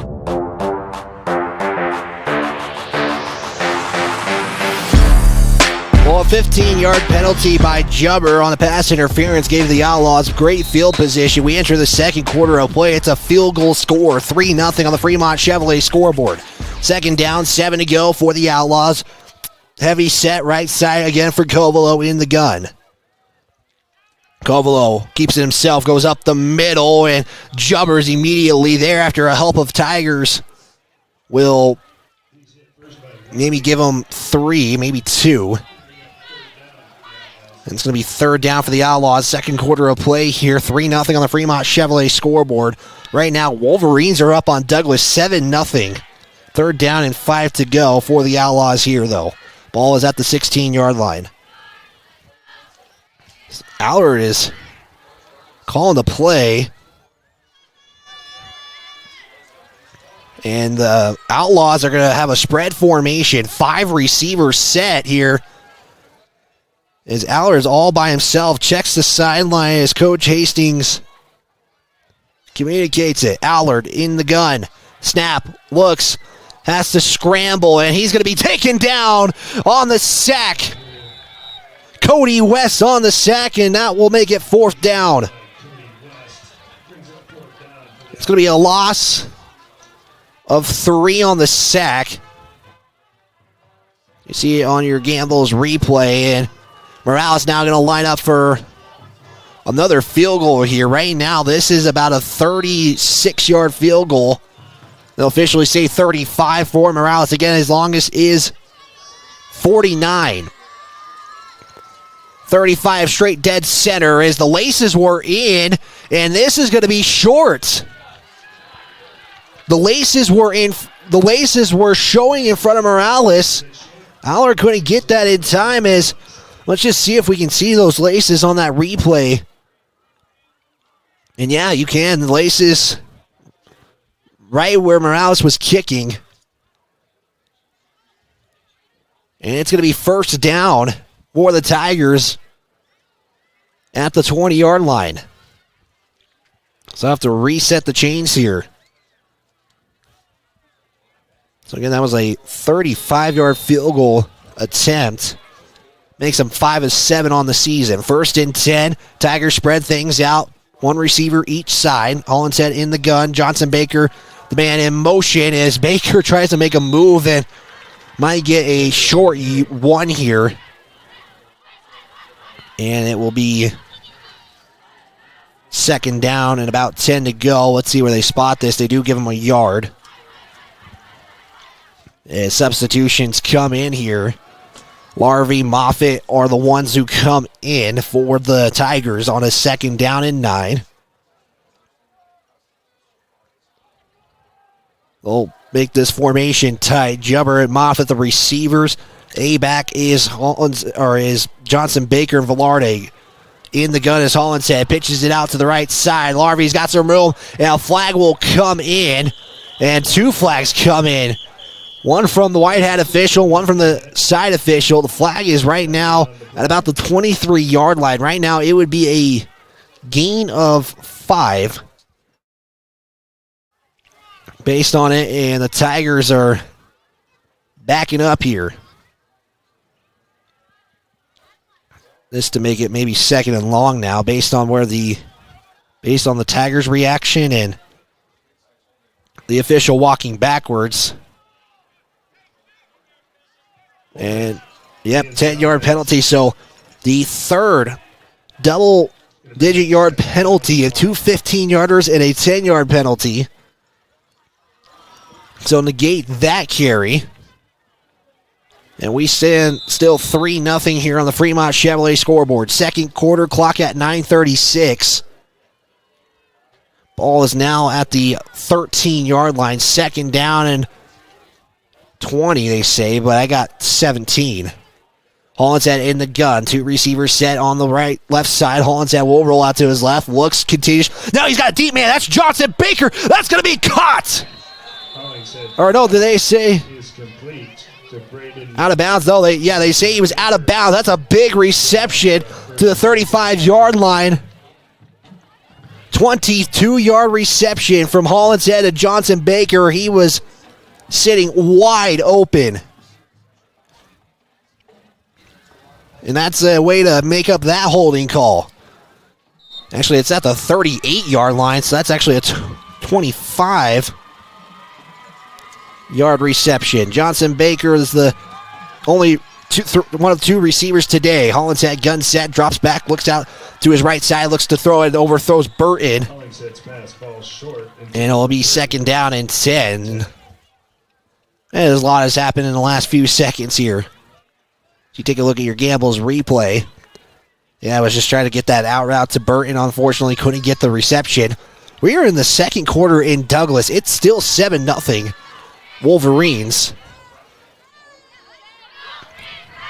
Tigers will keep things tight here in a gun set. Burton and Velarde, the wings. Pitch outside is Larvey, and he will get 2. So Larvey, 4 of 21 now. Actually, they give him 3 yards, actually, instead of 2, so it's third down and 7. Correction. Third and a short 8. Announcer says short 8. We'll give him the 3 to be nice here. Again, stats are unofficial. Clock at 8:23 in counting. Lights are on here at Outlaws Stadium. Two receivers set to Hollinshead's left. It's Mason by himself on the near side. Hollinshead looks and throws and gets tattooed. It's going to be intercepted. Intercepted by Ezra Archuleta. All the way as we take a look at your Gambles replay. Not much Hollinshead could do. He got hit. It was overthrown to, looked like intended for Braden Baker, and that will be Hollinshead's first interception on the night, and the Outlaws will have the football in their own territory at the 45-yard line. Tough one there. You had a couple of promising plays, and then again, right now that's the second turnover on the night for the Tigers. A fumble in the first, and now an interception just moments ago. Outlaws will spread things out. Allard is in at quarterback. 3 receivers set to Allard's left, 2 to the right. Covelo is one of the receivers on the right side.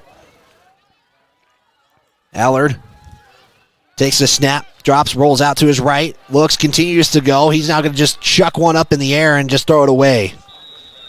Pursuit there by the Tigers. Pays off.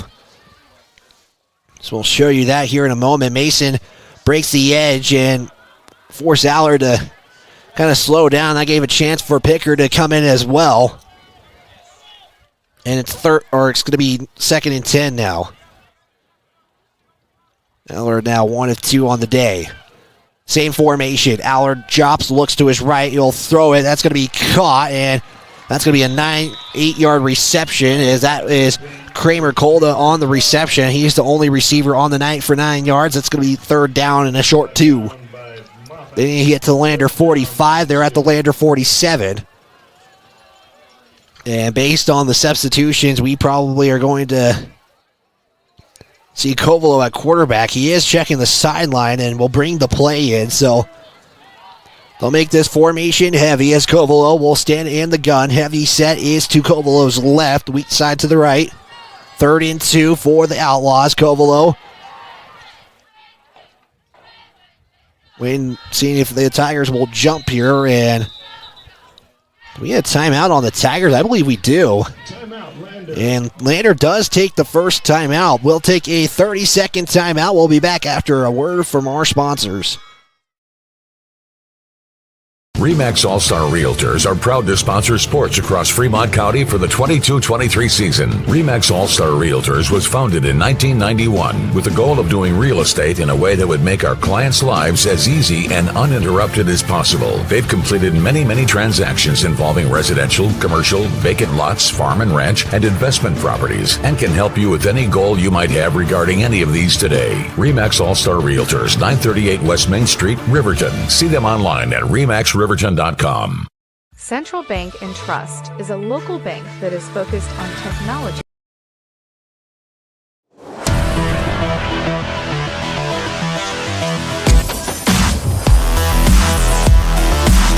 Timeout taken by the Tigers. The 3rd down and 2. Outlaws need to get to the 45. Tigers did, again, like I said, took the timeout. They had Kovalo at quarterback. The heavy set was to the left. They'll line up the same way. Weak side to the right as Kovalo is in the gun. Stands about the Outlaw 49. 3rd down and 2 to go here. Kovalo gets the snap. Will run to that left side and broke a tackle, and he has more. Shakes off the tackler. And he's going to get 9 on the carry. Hunter, but not before he gets a Rawlins Outlaw. And he has a Rawlins first down and, well, in Tiger territory. So we'll take a look at the replay. Allard is coming in as the Outlaws are going to line up. 3 receivers set. Left side to the right is the short side for Allard in the gun. Checks the sideline.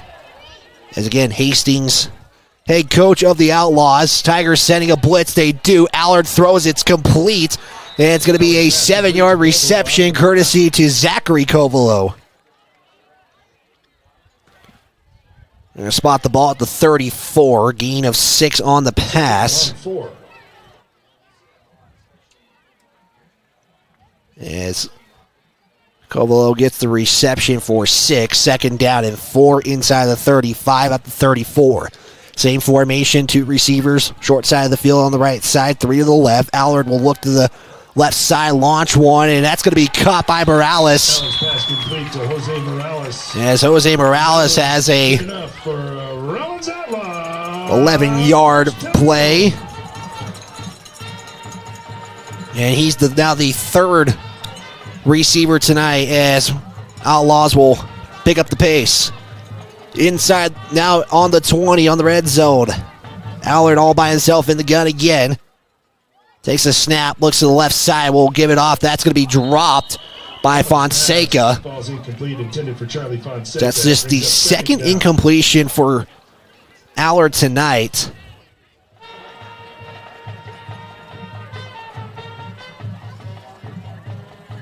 And it's going to be 2nd down and 10 to go at the 20. Allard will check his wristband, has 2 receivers. It's basically the same formation. They haven't changed it yet. Tigers in pursuit. Allard is running for his life, and he throws it. It's going to be overthrown, and that's probably more of a lifesaver than anything else as we take a look at your Gambles replay. And I believe that was once again, that was Gabrielis. Or no, excuse me, that was Cody West who initially broke the O-line. And we have a 3rd down, and we know if it's short, Outlaws most likely will take the field goal route. Allard going to line up in the gun again. Kovalo to the right side. They have Morales and Fonseca to the left. Allard drops back, looks right, goes left, and now will run left, and he's going to be short of a 1st down. And most likely could see the field goal unit come out. They're going to give him 4 on the run, as Allard was kind of having to run away here, or run away from the pursuit of the defense. And, yep, we will see the field goal. Last time the laces were pointed in, this is going to be a 33-yard field goal. Kick is up, and Are they going to give it to him? Yes. 2 of 3 tonight from 20 or from 34 out. And that will give the Outlaws a 6-0 lead. We'll step aside, take a timeout. Back right after this. Convenience. We have a simpler online mortgage application process. You can use your computer or mobile device to upload required documents and sign them online. We have a variety of personal and business banking services. Stop in or visit centralbanktrust.com. We live here. We work here.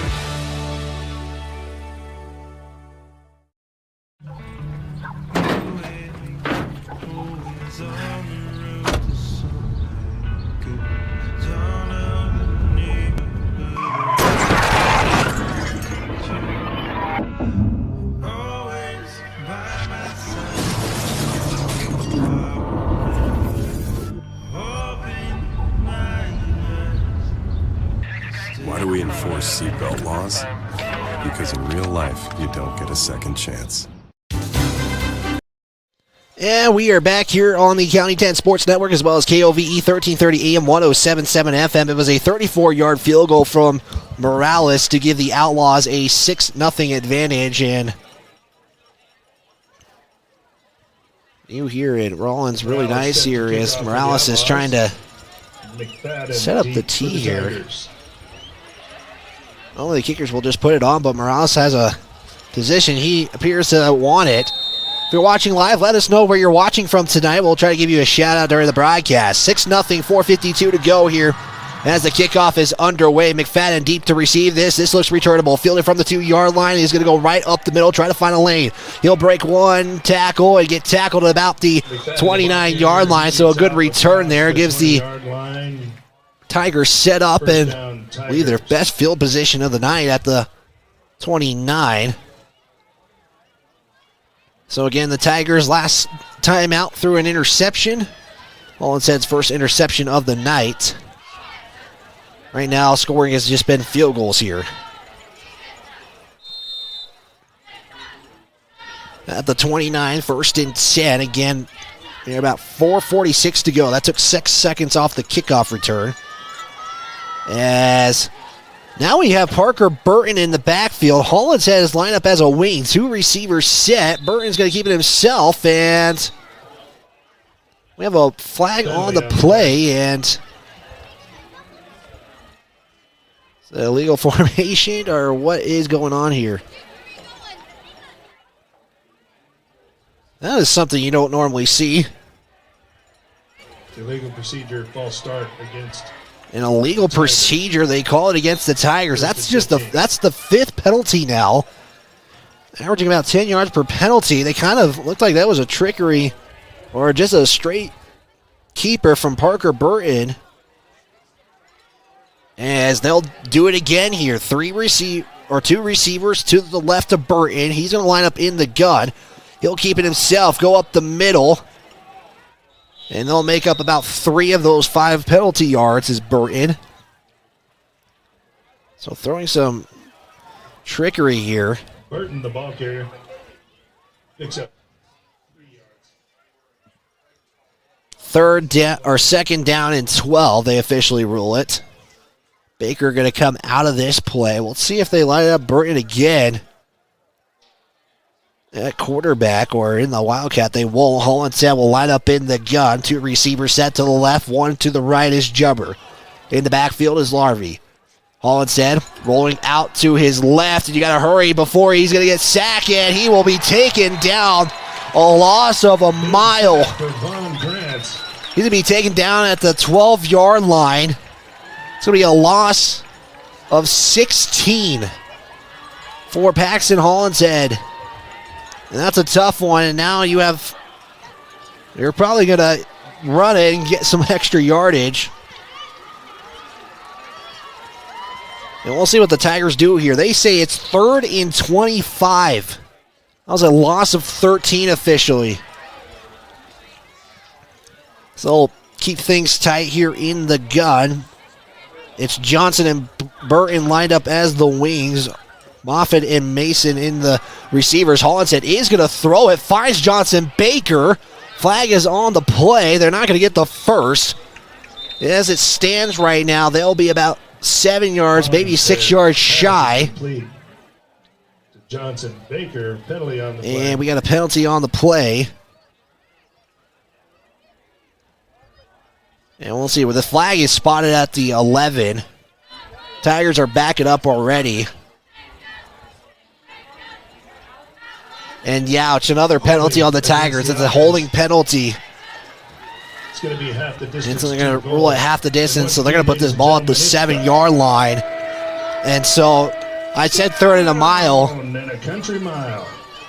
The PA says a country mile, and that's going to be third and 32.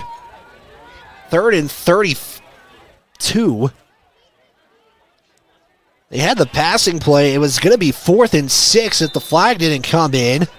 Now the Tigers have 6 penalties now for 57 yards.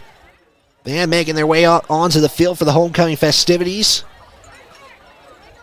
They call themselves the Stampede Band, Outlaw Stampede Band. So 3rd and 32. Ball is at the 7. If you want a first down, you got to get to the 39 now. One receiver set each side of formation. Mason and Moffitt. And we have another flag. Penalty on the play. And now this is coming from the far official, or back judge, excuse me. The far official is the one who comes in, and Jim Burton is not thrilled, and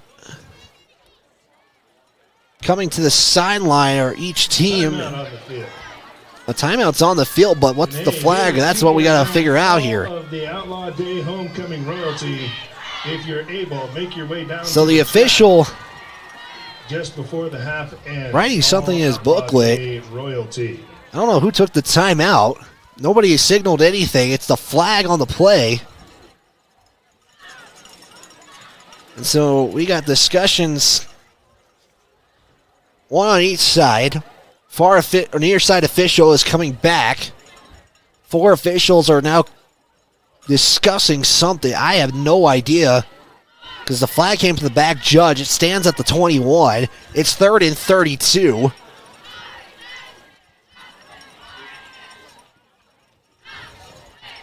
And Tigers have dispersed their huddle. Hastings still talking and with his team.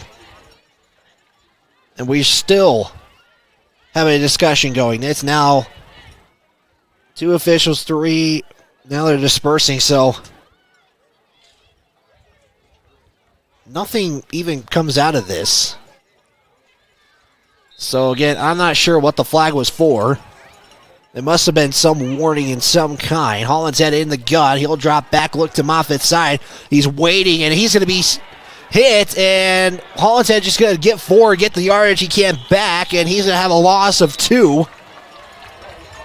Let's take a look at that last moments of that play as Tigers are going to have to punt this away. And Hollinshead was tackled at the 2. He gets back to about the original line of scrimmage, so they're going to give him a gain of 0. And it's a punt team coming out for the Tigers. Jubber now 5 yards inside his end zone. Covelo stands at the Tiger, at the Tiger 37. As the officials are discussing, and now Burton's coming down to the far sideline, and Burton's having a discussion with the side official, and not sure what's going on here. So Jim Burton is obviously upset about something. And he's going to let this clock go down. So that's all it was. Take the clock down, and I think he's still frustrated about something. It's Tigers down to their final timeout. Outlaws have 3 if the one pause had nothing to do with it. Let's give a shout out to some of our sponsors here on this broadcast. This broadcast is brought to you by Perfect Power, Porter's Mountain View Supply, Wyoming 4x4, Reddit and Kane Associates, Wyoming Catholic College, Myers Gambles, Bailey's Enterprise, Sutherland's, Baldwin Creek Rentals, State Farm Agent Justice Jacobs, Mama's Kitchen, Northside Auto Body Shop, Buckle Up for Life Wyoming, Elevate Rehab, Edward Jones Financial Advisor John P. Shade, Fremont Chevy, Central Bank and Trust, and Eyes on Fremont. So, just based on the sideline, Burton is clearly upset with something on the field. There was a timeout, a flag was thrown. You gotta think it was some kind of warning. I can't officially say I don't know exactly. I'm just saying, just based on no call from the official. The officials were discussing, a flag was thrown. Timeout taken by the Tigers. They're down to 1. They let the clock run down to 1:42. As Jubber now stands 8 yards in his end zone. Oh, await the snap here.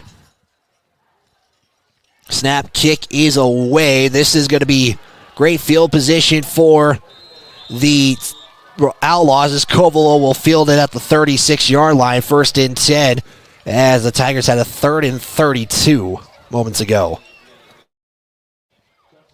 Fremont Chevrolet GMC in Riverton supports our local athletes. Your hard work and dedication doesn't go unnoticed, and Fremont Chevrolet GMC is here for you every step of the way, located at 1401 North Federal in Riverton. So the Outlaws are obviously seeing something from the Tiger defense. I'll keep Allard as the quarterback. 3 receivers set left side, 2 to the right. You have Covelo on that right side. Kramer Kolda also on that same side. Allard drops back, looks left side, has a deep shot, has a man open. It is caught. Touchdown, Justin Woods for 6, and the Outlaws have just extended this lead as we take a look at your Gambles replay. And like I said, they obviously saw something, and now the Tigers are down by 2 scores. Justin Woods is credited for the 37-yard touchdown pass from Jackson Allard. And again, like I said, to Justin Woods, and that will give the Outlaws a 12-0 lead. We await the PAT. Morales will now kick a field goal that's just for 1 here. Kick is up, and it is good. It's 13-0. We're going to step aside, take a timeout. We're going to step aside. We'll be back right after this on the County 10 Sports Network. When in sports, you have to adapt your strategy as the game changes. The same is true with investments. Hi, I'm John Shade, your Edward Jones financial advisor, and I can be your financial coach. Give me a call at 335-7722 today. Edward Jones, member SIPC.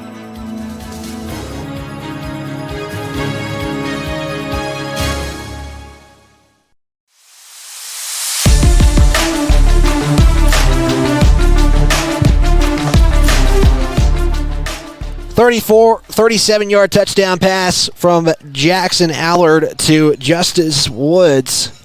It gives the Outlaws a 13-0 advantage on the Fremont Chevrolet scoreboard. Baldwin Creek Rental Center in Lander has everything covered from equipment rentals. Stop by at 675 Baldwin Creek Road to see how we can help. Good luck to all of our athletes from Baldwin Creek Rental Center.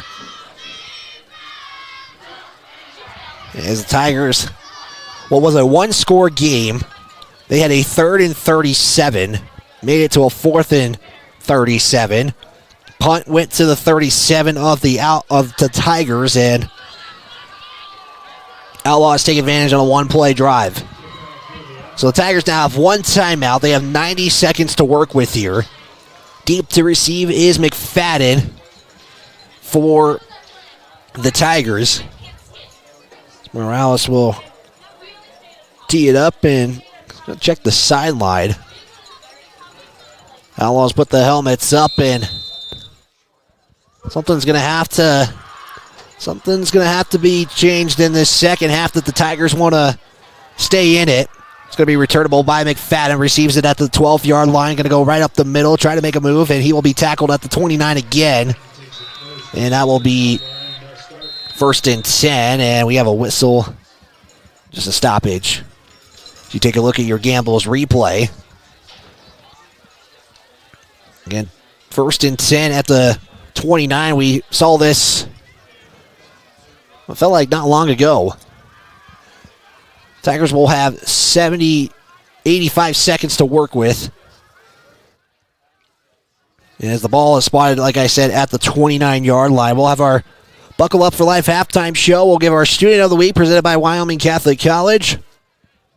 We'll recap this first half as well. Hollinshead goes in the gun, 2 receivers, right side of the formation. One to the left is Moffitt. Hollinshead has one man behind him. That's Larvey. Pass is caught by Moffitt. Runs back now, has some room, and he'll be tackled at the 40-yard line. That'll be an 11-yard pass completion from Hollinshead to Moffitt. And that will give the Tigers a first down. Got to pick up the pace here, though. 1st and 10 at the 40. Clock ticks at 112, 111, 110. 2 receivers, same formation again for the Tigers. Hollinshead drops, looks back, Moffitt's way. He's got a deep shot to Moffitt and just overthrown him. The one thing that benefits from that play is the clock stops with 62 seconds left, as that's how close it was to potentially more yardage. And again, the Tigers are working with 1 timeout here. Hollinshead, 4 of 9 on the night, 60 yards and an interception. 2nd and 10 at the 40. Appreciate you tuning in, however you may be tuning into this broadcast. Again, if you let us know, we'll give you a shout out. Let us know where you're watching from, or drop a comment. 1 receiver each side, formation again for the Tigers. Hollinshead drops back, looks to his right side, and he's going to be sacked and maybe right on the line of scrimmage, so Tigers are going to have to run and hurry up. Clock at 47 seconds. They're huddling up here. Burton trying to give the play. It's a 3rd down, and got to hurry up here. If you get a good play, maybe you take the timeout. Moffitt going to come out of this 3rd down play. So this will probably be based on what the Tigers can do here on a 3rd down. If you get the first, you probably take the timeout. Rawlins, if they stop them inbounds, might take the timeout. Hollinshead will pitch it out to the left side is Larvey. Larvey going to be short after a 4-yard carry. And I think the Outlaws might take this to the half as well. Clock is ticking at 8 seconds. 7, 5, 4, 3, 2. And we have an injured player, so the clock has stopped again. It is an injured Tiger. So we will find out who the injured Tiger is, and if I'm not mistaken, that's actually Caden Rowan, who comes off the field. And not a good sign. Hopefully he's okay. So either way, it's halftime, and we go into the half. It's 13-0 in a crucial 3A East Conference match. We're going to step aside. We're going to give ourselves a chance to rest here, as we haven't been able to take many breaks, and we will give you a recap of the first half and our Student of the Week right after this. Tires, and more tires. Bailey Tire and Auto Service offers a huge selection, great prices, and fantastic service. Oh, yeah. Hi, this is Haley. With over 13,000 tires to choose, Bailey has tires for your ATV, farm implement, car, truck, trailer, semi, lawnmower, wheelbarrow, you name it. If it has a tire, Bailey Tire and Auto Service can fix it or replace it. Bailey Tire and Auto Service is your one-stop complete tire and service shop. Just remember, with Bailey's, there's no tricks, just tires. Baldwin Creek Rental Service in Lander is a proud supporter of sports and athletics here in Fremont County. Baldwin Creek Rental Center understands how expensive specific equipment can be, especially if it is for a one-time use or event. That is why they offer tools, equipment, and party supply rentals. For many years, Baldwin Creek has provided services to clients in Lander and the surrounding areas. From lawn and garden projects to graduation parties, they have the right equipment for you. Baldwin Creek Rental Centers, 675 Baldwin Creek Road in Lander. Northside Auto Body Shop in Lander is proud to support sports and student athletes for the 22-23 season. Northside Auto Body is a staple in the Lander community and is primarily engaged in automotive body, paint, and interior repair and maintenance. If you hit a deer or have a vehicle accident, Northside will get your repairs handled and accept all forms of insurance. Javi and the crew got you covered at Northside Auto Body Shop, 323 North 2nd Street, Lander. This is Maven, award-winning optics for the adventurous. From binoculars to spotting scopes, Maven has you covered. Be prepared for scouting, wildlife watching, or any outdoor adventure. As a proud sponsor of local high school sports, we wish all the Fremont County athletes the best of luck this season. Visit mavenbuild.com for more information and to order. Maven, discover something new. Goddard Construction is a local contractor dedicated to our community. We're proud to support our student athletes in every sport, on and off the field. We believe in hard work, crafting excellence, and building legacies, one project at a time. We bring your vision to life. Visit GoddardConstruction.com to see what we can create for you. Goddard Construction, building Fremont County, one project at a time. Justice Jacobs State Farm Insurance Agency, where friends go. Justice and his team are dedicated to helping you protect what's important. We offer a variety of insurance products and services to help you protect what's important to you. With customizable coverage plans, safe driving rewards, and discounts, Justice Jacobs can help you create PC. Porter's Mountain View Supply, your local experts in fire and water. We got everything you need for new installs to accessories, and don't forget our great selection of stoves, grills, and spas. We've been serving Wyoming for over 40 years, so you know you can trust us for quality products and expert service. Visit portersmbs.com or stop by our Riverton or Casper locations today. Porter's Mountain View Supply, located on 750 East Sunset Drive in Riverton. Perfect Power is a proud...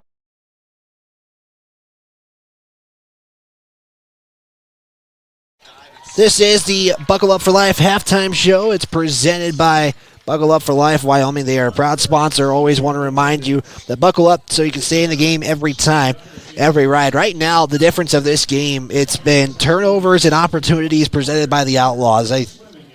No way else around it. I mean, they have opportunities set up in short field at the 37-yard line. It's a 37-yard touchdown, 37-yard pass connection. That's the only touchdown actually in the game so far for the Outlaws. They have converted on 2 of 3 field goals tonight, one from 24 yards and one from 34. They missed a 35-yarder. That was because the laces were pointed inside, and that's why it's not 16-0. It's actually 13-0 for the Rawlins Outlaws. We'll take a look at some of our individual stats as well. Again, it's homecoming week for Rawlins, so it's an extended halftime show.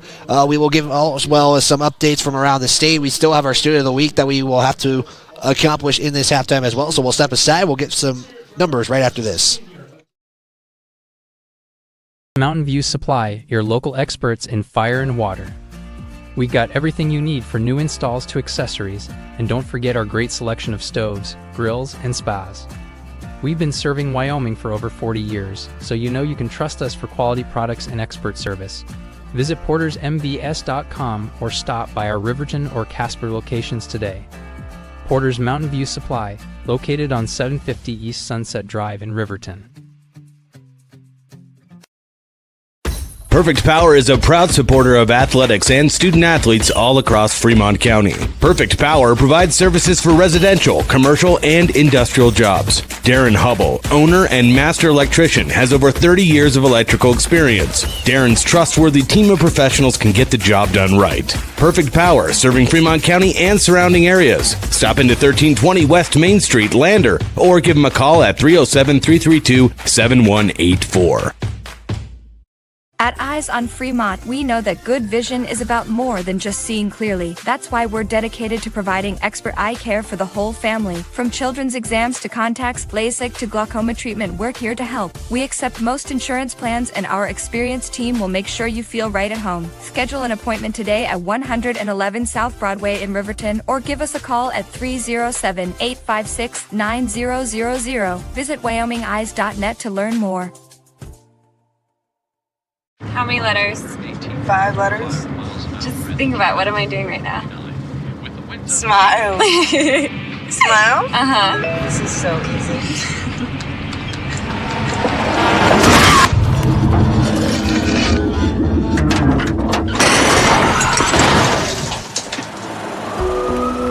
Nobody likes to be stopped by the police, but if I'd seen her texting while driving and given her a ticket, it just might have saved her life. Myers.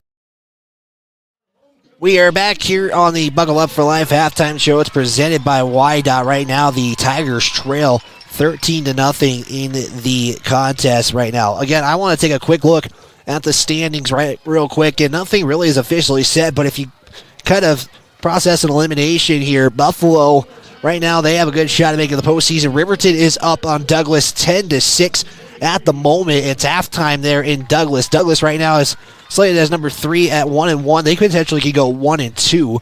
Whirlwind is at Buffalo tonight. They could be 1-2. If Rawlins wins and hold on to this lead, they would be 1-2, and the Tigers would be 0-3, and they would really be on the outside looking in, trying to get a 4 or 3 seed right now. If Riverton wins that game, they have a really good shot at hosting a playoff game this postseason, but again, you got to get through the rest of the season first right now. Cody in Star Valley right now. It's all Star Valley, 34-14 in favor of the Braves. So one team is the number 4 seed if that stands in the postseason, and how things stand right now. If Cody and Star Valley hold the number 1 and 2 seeds for the rest of the way, it's going to be Cody and Star Valley. The number 1 seed might be going to Star Valley. Cody still has to play Powell at the moment, and they will play the final week of the regular season.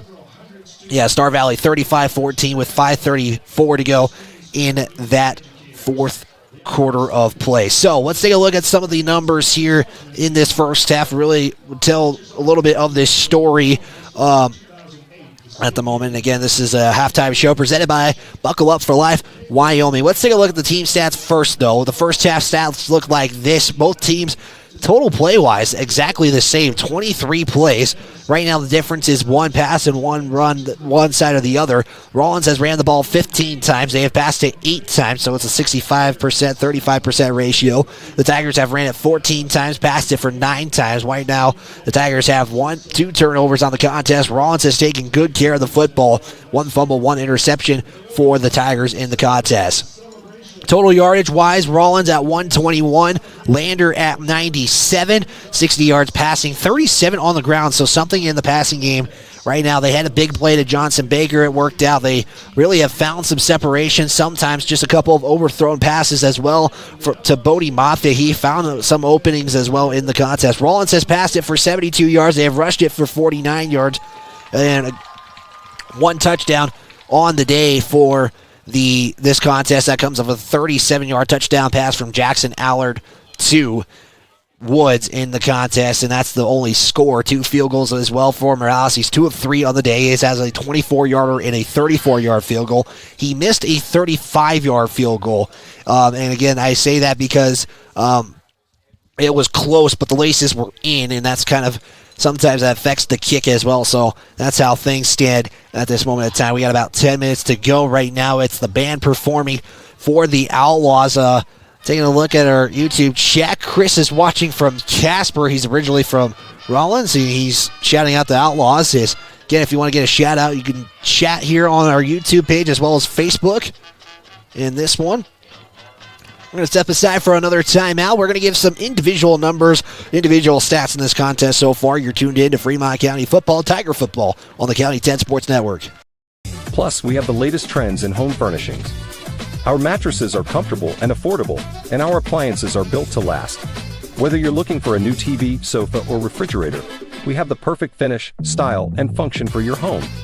Visit us at 420 Main Street in Lander or check out our website, landergambles.com. Today. Get ready to explore Wyoming's stunning parks at Fremont Motors during the Open Road Sales Event. We're giving away a complimentary Wyoming State Parks pass with every vehicle sold, so you can get out and explore our beautiful state behind the wheel of a brand new vehicle. Plus, all Fremont vehicles come backed by Fremont Care, so you'll be covered no matter what the open road has in store. Visit Fremont Chevrolet GMC in Riverton or shop online anytime at fremontmotors.com and start your Wyoming adventure today.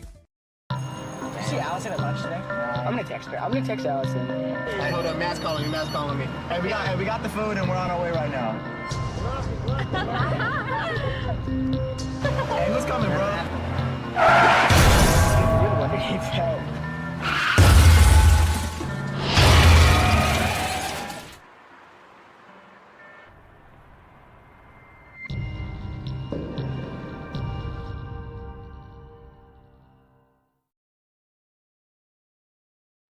Back here on the County 10 Sports Network, again, your score 13-0 on the Buckle Up for Life halftime show presented by Buckle Up for Life Wyoming. We're going to clear this out so you can see the band performance at the moment. Taking a look at some individual numbers in this contest so far. We'll start with the Outlaws. Jackson Allard, 5 of 8, 72 yards and a touchdown today. The rushing side of things have looked like this. It's been Zachary Covelo. He has 13 carries for 48 yards in the contest. Jackson Allard, 2 of 1. So just 2 rushes, 2 players rushing on the evening for the Outlaws, and they've taken advantage. It's been Covelo's show. They kind of put a heavy set on one side, and most of the time they'll go one way, but sometimes they'll go the weak side of that formation. Jose Morales on the reception, 1 of 11. You have Kramer Kolda, 2 of 17. You have Justice Woods, for 1 of 37 for a touchdown, and then you got Covelo, 1 of 6 on the day for the Outlaws. Taking a look at the Lander Valley Tigers throwing stats. Paxton Hollinshead is 4 of 9 on the day, 60 yards, a touchdown, an interception on the day. Rushing, it's Caleb Larby, 5 of 26. You have Braden Baker, 5 of 21. Parker Burton got 1 carry for 13 yards. Paxton Hollinshead on the sacks is 3 for 13. He got a couple of those. He got back to the original line of scrimmage. Receiving wise, Bodie Moffitt, 1 of 11. Parker Burton's 1 of 12. You got Johnson Baker, 2 of 37, a big one of a 25-yard variety in this one. 7:20 to go. We'll take the 60-second timeout. It's your Student of the Week coming up, presented by it's presented by Wyoming Catholic College. Back right after this. 4 is the place to go for all your upgrade needs. From lift kits to bumpers, grill guards to bed liners, we've got everything you need to take your ride to the next level. We use top brands for our bumpers like Fab 4s, Ranch Hand, and Road and more. So get your vehicle ready and stop at Wyoming 4x4, or give Dan a call at 307-857-3175.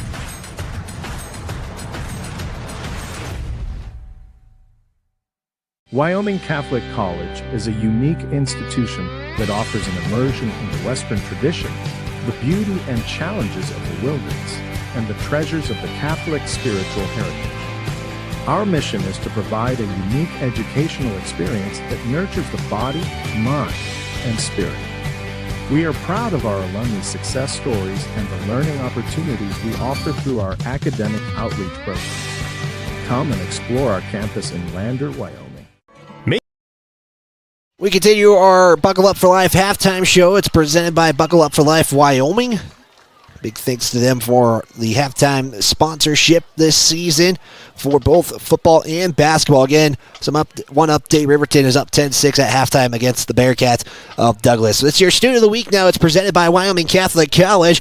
They are proud to cheer on the local athletes. Your dedication on and off the field is admirable. Find us online at wyomingcatholic.edu. Your Student of the Week at Lander Valley this week goes to Haley Wilson. Haley Wilson is the Student of the Week. You can always check out our Student of the Week post at county10.com under the Student of the Week section. There's one page dedicated to Lander Valley as well. So Haley Wilson, again, your Student of the Week presented by Wyoming Catholic College. Coming up, we have about 5 minutes to go. We'll take another break, and then we'll give some updates from around the state of Wyoming. It's this 30-second timeout. We'll be back right after this. You're tuned in to Lander Valley football. They're down 13-0 on the Fremont Chevrolet scoreboard. We're back right after this. in Lander, Wyoming. Make your home improvement projects a breeze with Sutherland's, your home improvement experts. Always the right products at the right price. For every project, every day. You can shop and pay online at Sutherlands.com, and we'll get it ready for easy in-store pickup. With the tools and the know-how, you can count on Sutherlands for any job. With over 30,000 items in stock, make your first stop at Sutherland's Home Improvement in Casper and Riverton. We continue our Buckle Up for Life halftime show on the County 10 Sports Network. 13-0 your score here at Outlaw Stadium in Rawlins, Wyoming. A great view as well. We had the sun setting down. That was a great view, especially with I-80 off to the right side of Outlaw Stadium. Let's take a look at some scoring updates from around the state of Wyoming. We'll focus on the 3A side of things. Powell leads Evanston 21-7.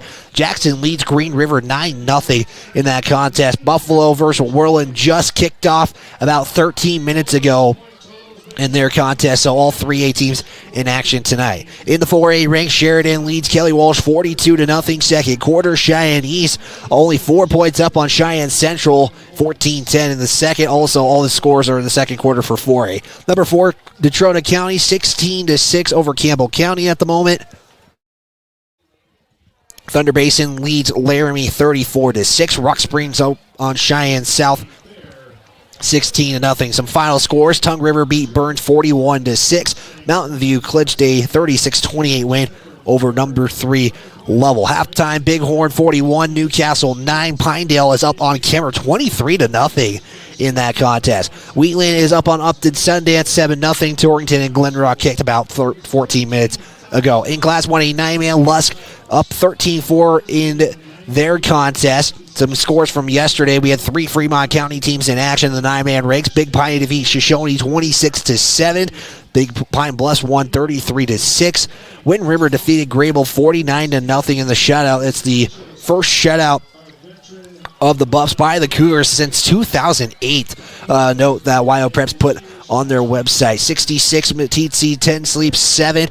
Cody's JV team won 68-6 over Wyoming Indians. They had a make-up contest in that one.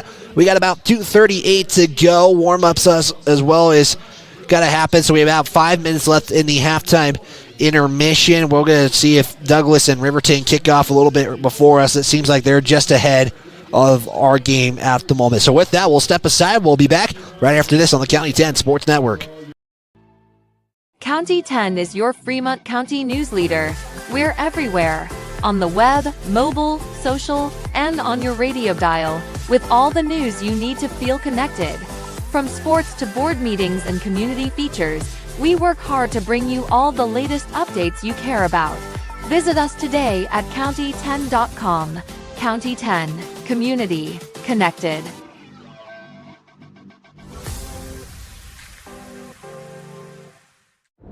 This guy was driving way over the speed limit. Look at the damage. This guy was going a lot over the speed limit. Look at the damage. This guy was going a little over the speed limit. Look at the damage. Redden, Kane & Associates. CPAs is your go-to source for tax, financial, and business solutions. Our experienced professionals are trusted and know the numbers. We're dedicated to providing personalized attention to each of our clients. Whether you're an individual or a business, we're here to help with all your accounting needs. Let us do the math for you. Stop in or visit rivertoncpa.com to learn more. Elevate. And we're back here on KOVE 1330 AM 107.7 FM online at county10.com. As Kaylee Ray and Kendall getting a shots of the Rawlins town and I-80 as well. Got the close-up there as well. You can't really see much going on. It's just kind of a bunch of lights going on right now. We got the 3-minute warm-up period that's about to start, but didn't give you guys a little history between these two teams. It's the 66th overall meeting between these two teams. Lander leads the series by 4 wins, 34-30-1. Lander has won the last 5 dating back to 2018. Lander's the last 2 games, it's been a shutout for the Tigers, but that is no more. Right now, it's them who are getting shut out in this contest. And I'm taking a note. Caden Rowan, who was injured late in that second quarter, is still kind of hobbling to the sideline. You gotta hope he's all right. Again, he went from the kind of fullback to the linebacker or to the lineman position. He's wearing number 52, and you gotta hope he is doing all right. Actually, it would have been the 67th meeting between these two teams if a game wasn't canceled in 1942, according to Wyoming-football.com. So, 66 overall meeting. Tigers trying to extend that to 5 wins and a 35-30-1 record. Rawlins trying to cut that margin to 34-31-1. So the warm-up period started 2 minutes. We'll take a 2-minute timeout as well. We'll step aside. Second half kickoff coming here on the County 10 Sports Network. It's the Tigers down 13-0 on your Fremont Chevrolet scoreboard. Founding principle on you is evident from your first visit to the last. Our practice model ensures treatment as you deserve, a private one-on-one session with a licensed therapist the entire visit, every visit. All therapists hold advanced credentialing, including 2 certified hand therapists, an orthopedic clinical specialist, an MDT therapist, as well as pelvic floor and pregnancy rehab offerings. With over 100 years of combined experience between our 7 clinicians, Elevate is your ticket to health. Find us in Lander, Dubois, and visit our website or Facebook page. Choose Elevate Rehab to elevate your outcomes. If you're looking for the best home cooking in Lander, look no further than Mama's Kitchen. Our mouth-watering menu will have you coming back for more. From our famous Mama's breakfast to our burgers, we've got something for everyone. Our friendly staff and welcoming atmosphere make us the perfect spot for a family meal or a night out with friends. Don't take our word for it. Check out our rave reviews. Call us today or visit our Facebook page to learn more.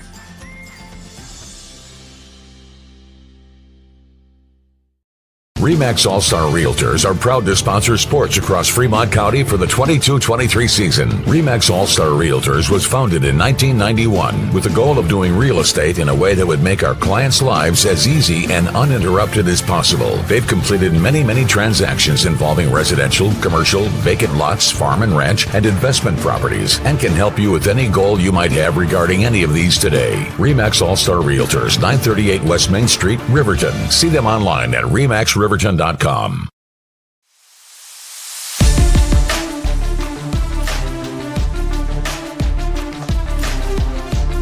We get started of this second half. Your score 13-0 on the Fremont Chevrolet scoreboard. Tigers right now looking for their first conference win of the season. They will be kicking off to Rawlins, who will get the second half kickoff. As your scoreboard again brought to you by Fremont Chevrolet. Big thanks to them.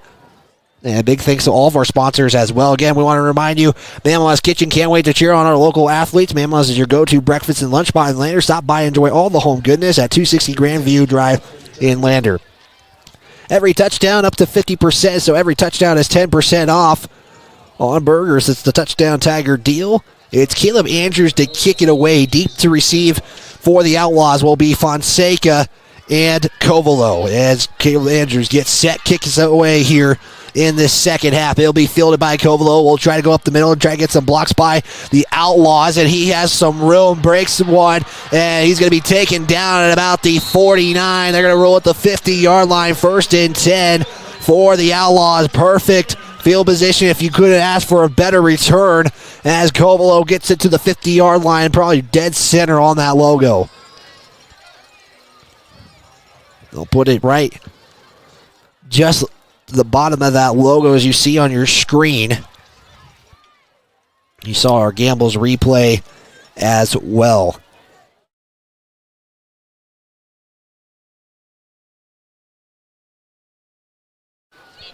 First and 10. They're going to spread things out.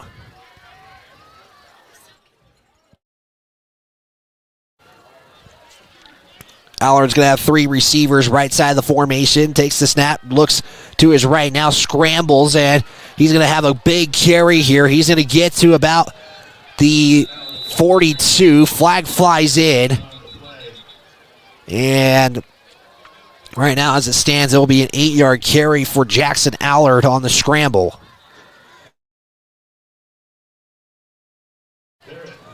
As we'll see where the flag is, and this could be in the area of some kind of blocking foul, as I think it is. Outlaws are going to back up, as you saw Fonseca, and he's going to be credited for the holding, and they're going to do it from the spot of the foul. So it'll be first down and 13 to go.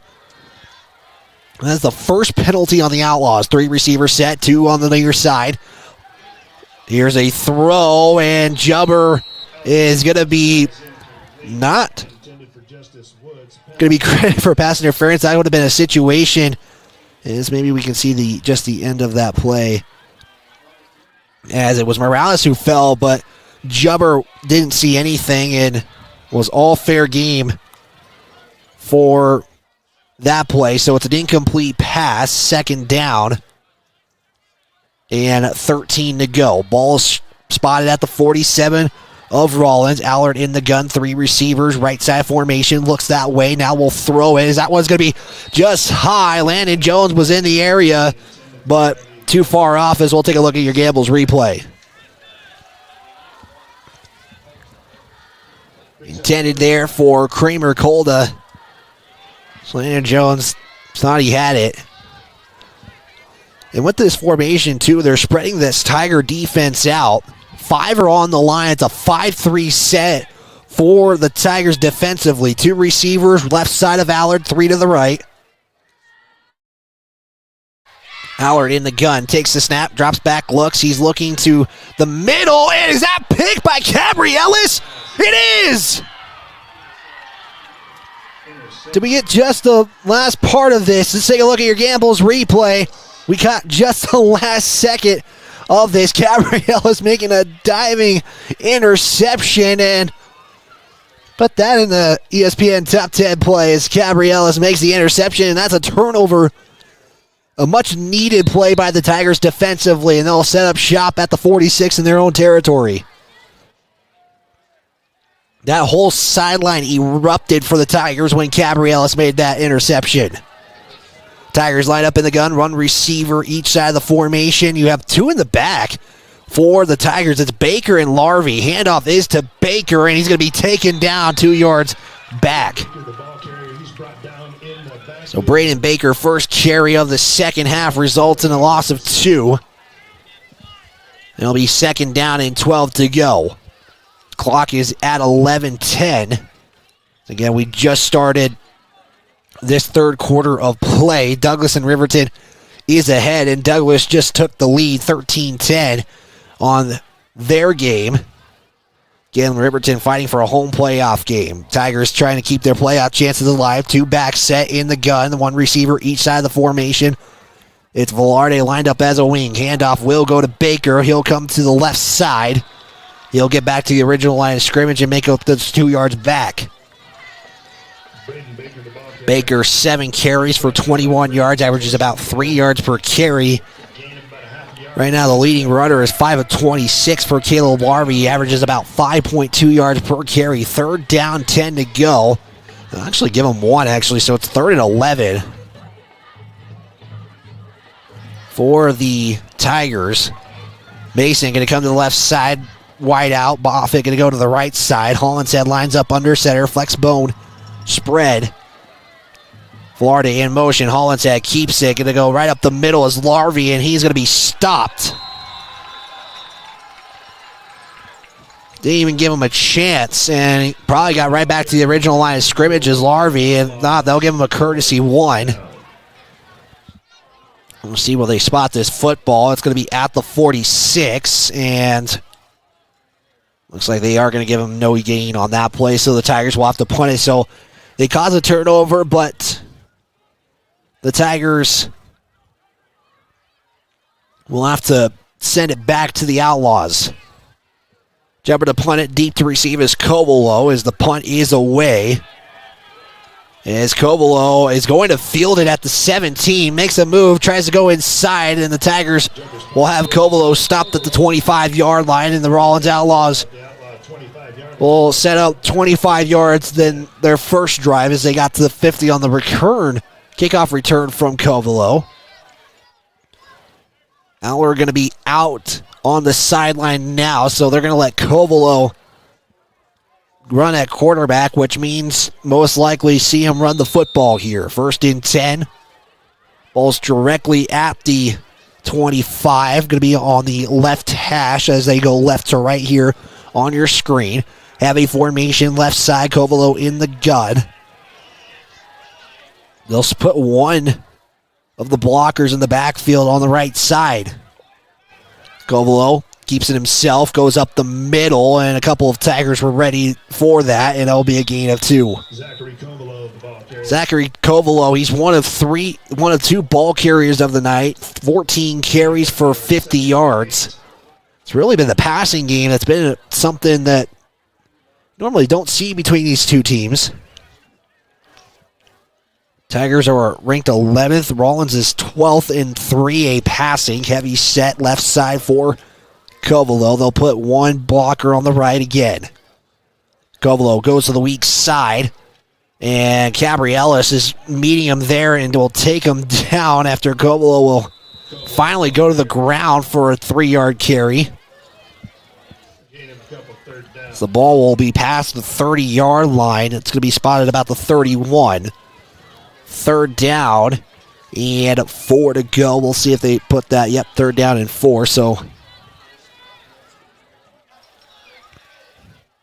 we'll give them actually 4 on the carry. Covelo still at quarterback as Allard stands on the sideline. Same formation again. Weak side is to Covelo's right. Heavy side to the left. In the gun, Covelo trying to get the Tigers to jump. It's a 5-3 set, and it's all high snap, and Covelo's going to jump on it. And the Outlaws are going to have to punt this away. Let's take a look at your Gamble's replay. Covelo was ready for it. It just went over his head. As the ball, it's going to be a loss. That's going to be a big loss, about 12.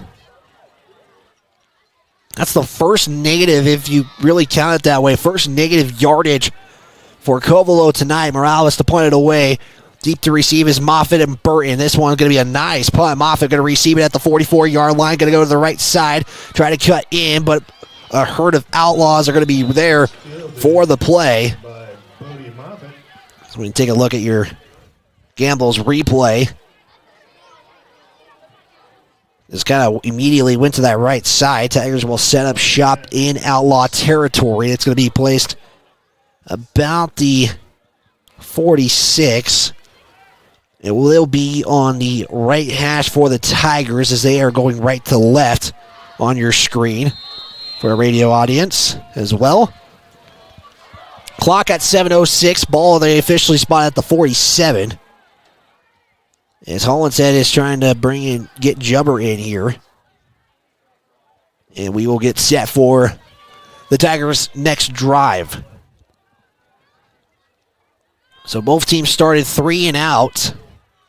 Rawlins did get a first down, though. Hollinshead in the gun, 2-back set. Here's the give. Going to be given off to Braden Baker, and he's going to get into the secondary.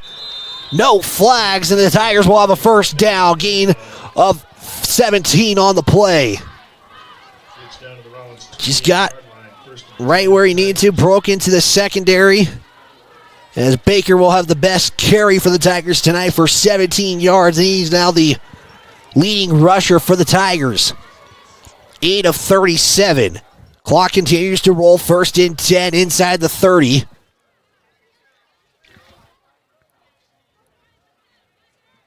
They're going to line up with the 2-back set. Larvey going to be to Paxton's left. Baker to Hollinshead's right. One receiver set. Carry now to Larvey. He's going to try to cut inside and will get 4. Larvey, the ball carrier.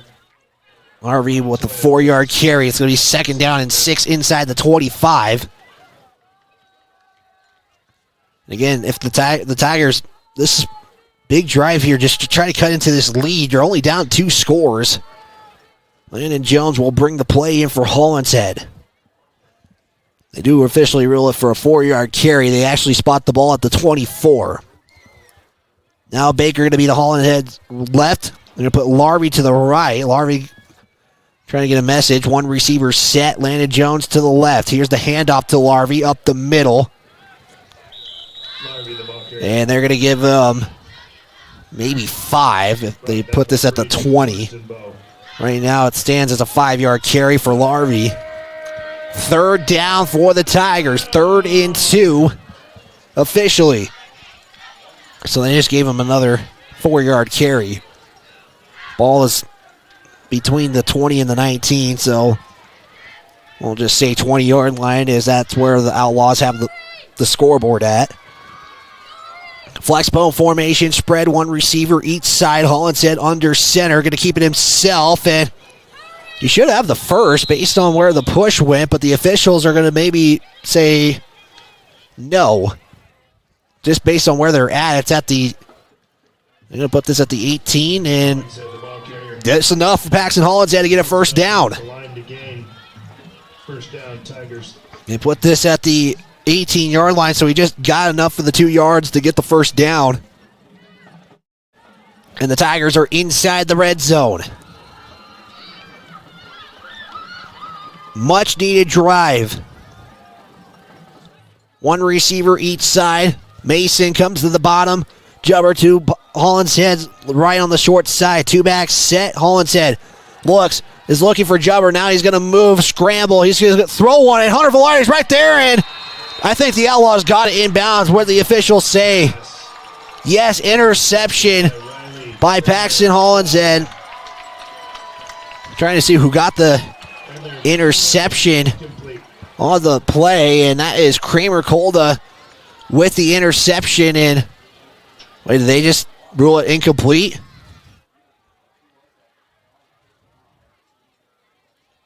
They must have, because the Tigers are lined up in a huddle. I'm trying to see if they got the foot in. Let's take a look at this.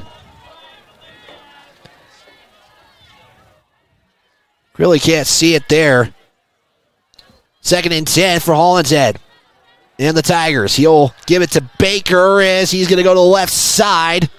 5 yards. The ball is going to be placed at the 13-yard line. 5-yard carry for Baker, and they'll give a 3rd and 5. So that really is a lifesaver for the Tigers if they can get this first down, keep this drive alive. Burton will bring the play, or no, it's going to be Jubber who comes in for the Tigers. 3rd and 5. Ball is spotted at the 13. Clock is at 4:05 and counting. Tigers will line up. Flex bone. It's Larvey in the backfield. In motion is Burton. Hollinshead gives it to Larvey. He's going to be short. He's going to be at the 10-yard line. Larvey, the ball carrier. So give him 3 on the carry for Larvey. It's going to be 4th down and 2. And they're going to go for this. The Tigers are going to go for this. Talking with head coach Jim Burton, they feel comfortable with Andrews 20 and in. That's kind of been the idea here. They're 20 and in, but they're 4th down and 2. Ball is at the 10. They're going to go for this. Big play here for the Tigers. Flex bone for Hollinshead. Under center. Does he keep it himself? No, he's going to toss it to Larvey on the right side. He's going to be stopped. He's going to lose a yard on the carry, and what was a promising drive has just been stopped by the Outlaws. Maybe might have had a quarterback keeper there, but try to attack the short side of the field, and that just cost the Tigers points. A loss of 1 officially for Larvey. The Outlaws are going to line up at the 11-yard line. Heavy set is they're going to have Covelo at quarterback. Heavy set to the right. It's the short side of the field for the Outlaws. Covelo in the gun. 5 on the line for the Tigers, and Covelo's got some room, and he's going to be taken down at the 20. Maybe the 21. Ball was out, and they're going to say that Covelo was down first. So take a look at your Gamble's replay. They're going to say the ball is at the 21-yard line, and that'll be enough for a first down for Covelo. So it's really been the Covelo show. 17 carries, for 52 yards. And it's a first down for the Outlaws. Heavy set this time to the left. Ball is on the right hash for the Outlaws. And we have whistles everywhere as the Tigers are moving back. Rawlins is also moving back, but the penalty on the Tigers, so another costly penalty for Lander. 7 penalties, first of the second half. It's been 62 yards of penalties. Osborne going to run off the field. 1st and 5 now. Heavy set to the right of Covelo. Covelo is seeing a bunch of Tigers come in for this play. Covelo keeps it, goes heavy side, and Gabrielis is going to be the first Tiger there. And then finally making the tackle, it looks like it's Baker. No, excuse me, that's Landon Jones on the carry for 4. Landon Jones makes the tackle. It'll be 2nd down and 1 to go. So like we were mentioning, Hastings in his 2nd season as the head coach of the Outlaws. I talked to him before the game and says he loves it here.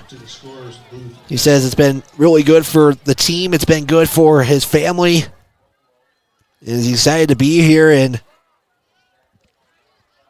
you'll have the Outlaws in a heavy set to the left. They'll go that side as Covelo will get a first down. And we'll get 3 on the, maybe 4 on the carry, and they will give him 4. So really, they're just letting Covelo kind of take everything, take the carries. It's kind of the scenario. If Allard's in, it's been most likely the passing game.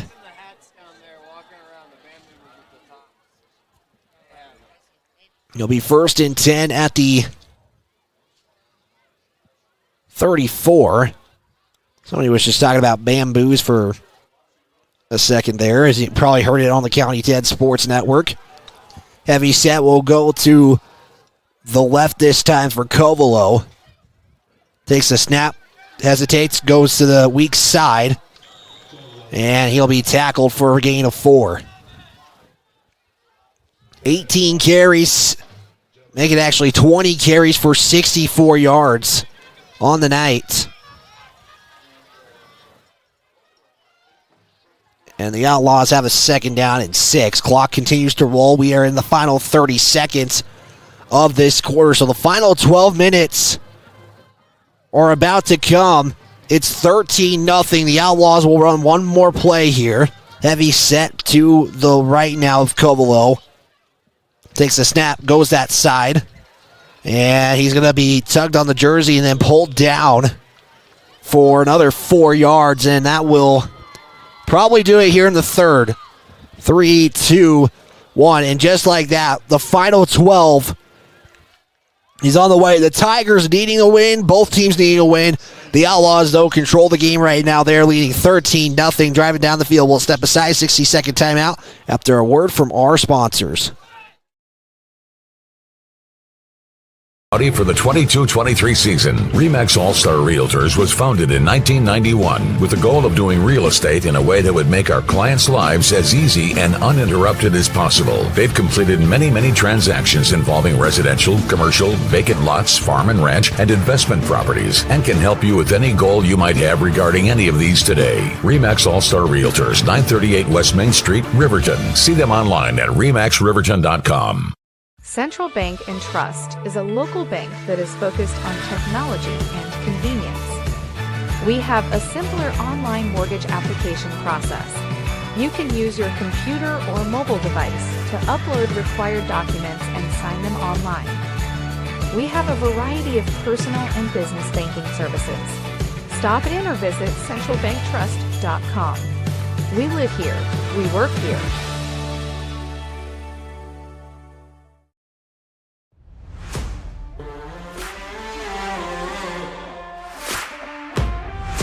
The final 12 minutes are here.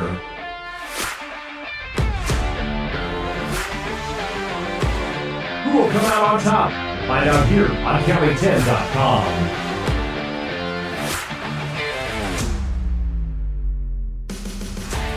$13-0. Nobody scores in that third quarter of play. We enter the final 12. Outlaws 13, Lander 0. A win goes a long way for playoff seeding, playoff chances. Both teams outside looking in. Heavy set for Covelo. You got the heavy set on the left. Covelo will go the weak side on the right. He's going to have a first down. He'll get 4 on the carry. Again, if you don't come out with a win tonight, you're not theoretically out of the postseason. Your just chances are not as good, as Douglas right now leads Riverton 13-10. That's a reachable, and they're driving down the field. They're in Douglas territory. That's on 105.1 Jack FM on the radio. Heavy set for the Outlaws again on the right side for Covelo. Takes the snap, goes the heavy side as Larvey was there first and maybe gets 0 for Covelo on the play. So like I said, Douglas stands with a 1-1 record. If they hold their lead, they're going to be 2-1 in conference play. The Wolverines will be 2-1 if they fall in this one. Buffalo is possibly going to be 3-0 if they beat Worland. If Worland wins, they're 2-1. So that means that would be 4 teams potentially in the night with a 2-1 record, with 2 teams on the outside looking in. Rawlins would have a better shot at it. Heavy set to the left. Covelo will go heavy side. Tries to get around, try to make something, and the Tigers will cause a loss for a loss of 2, actually, because they gave Covelo a yard. And it's a loss of 2, so it's going to be 3rd down and 11. 3rd and 11 for the Outlaws. And that's not what you hope for either, as a Tiger is down. Official timeout. Can't say officially who that is yet, as I don't have a number. But injuries are not helpful, and looks like it's just a cramp for the Tigers, as he will be attended to at the moment. We'll step aside, take a quick timeout, and let the athlete get healed. We'll get a number here in just a moment. Back after this.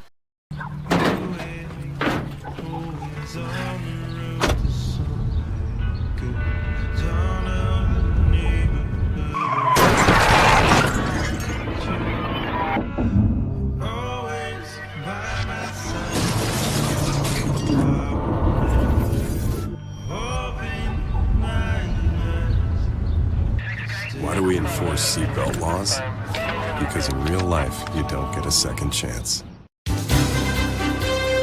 To win in sports, you have to adapt your strategy as the game changes. The same is true with investments. Hi, I'm John Shade, your Edward Jones financial advisor, and I can be your financial coach. Give me a call at 335-7722 today. Edward Jones, member SIPC.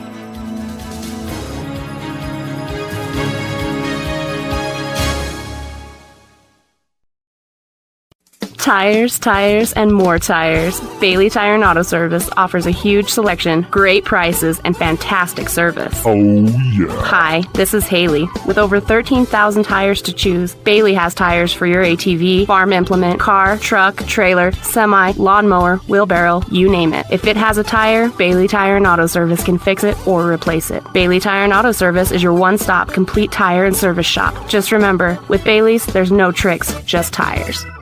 Baldwin Creek Rental Service in Lander is a proud supporter of sports and athletics here in Fremont County. Baldwin Creek Rental Center understands how expensive specific equipment can be, especially if it is for a one-time use or event. That is why they offer tools, equipment, and party supply rentals. For many years, Baldwin Creek has provided services to clients in Lander and the surrounding areas. From lawn and garden projects to graduation parties, they have the right equipment for you. Baldwin Creek Rental Centers, 675 Baldwin Creek Road in Lander.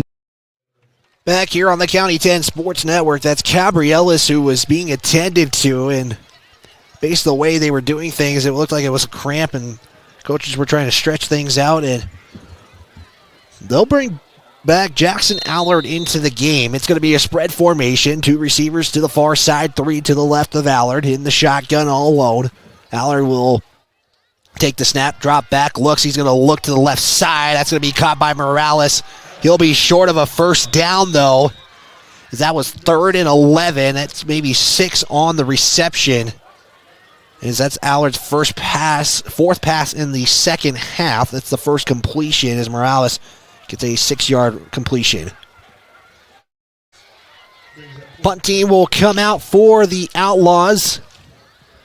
Moffitt and Burton are going to be deep to receive the punt. Morales is going to be the punter for Rawlins. Here's the snap. Kick is away, and Burton and Moffitt are going to just let this go as it will bounce into the end zone, and the Tigers will set up shop at the 20-yard line.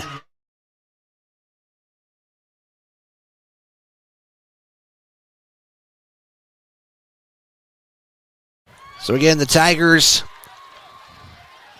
turned it over on downs, went for it on 4th and 2. They were inside the red zone.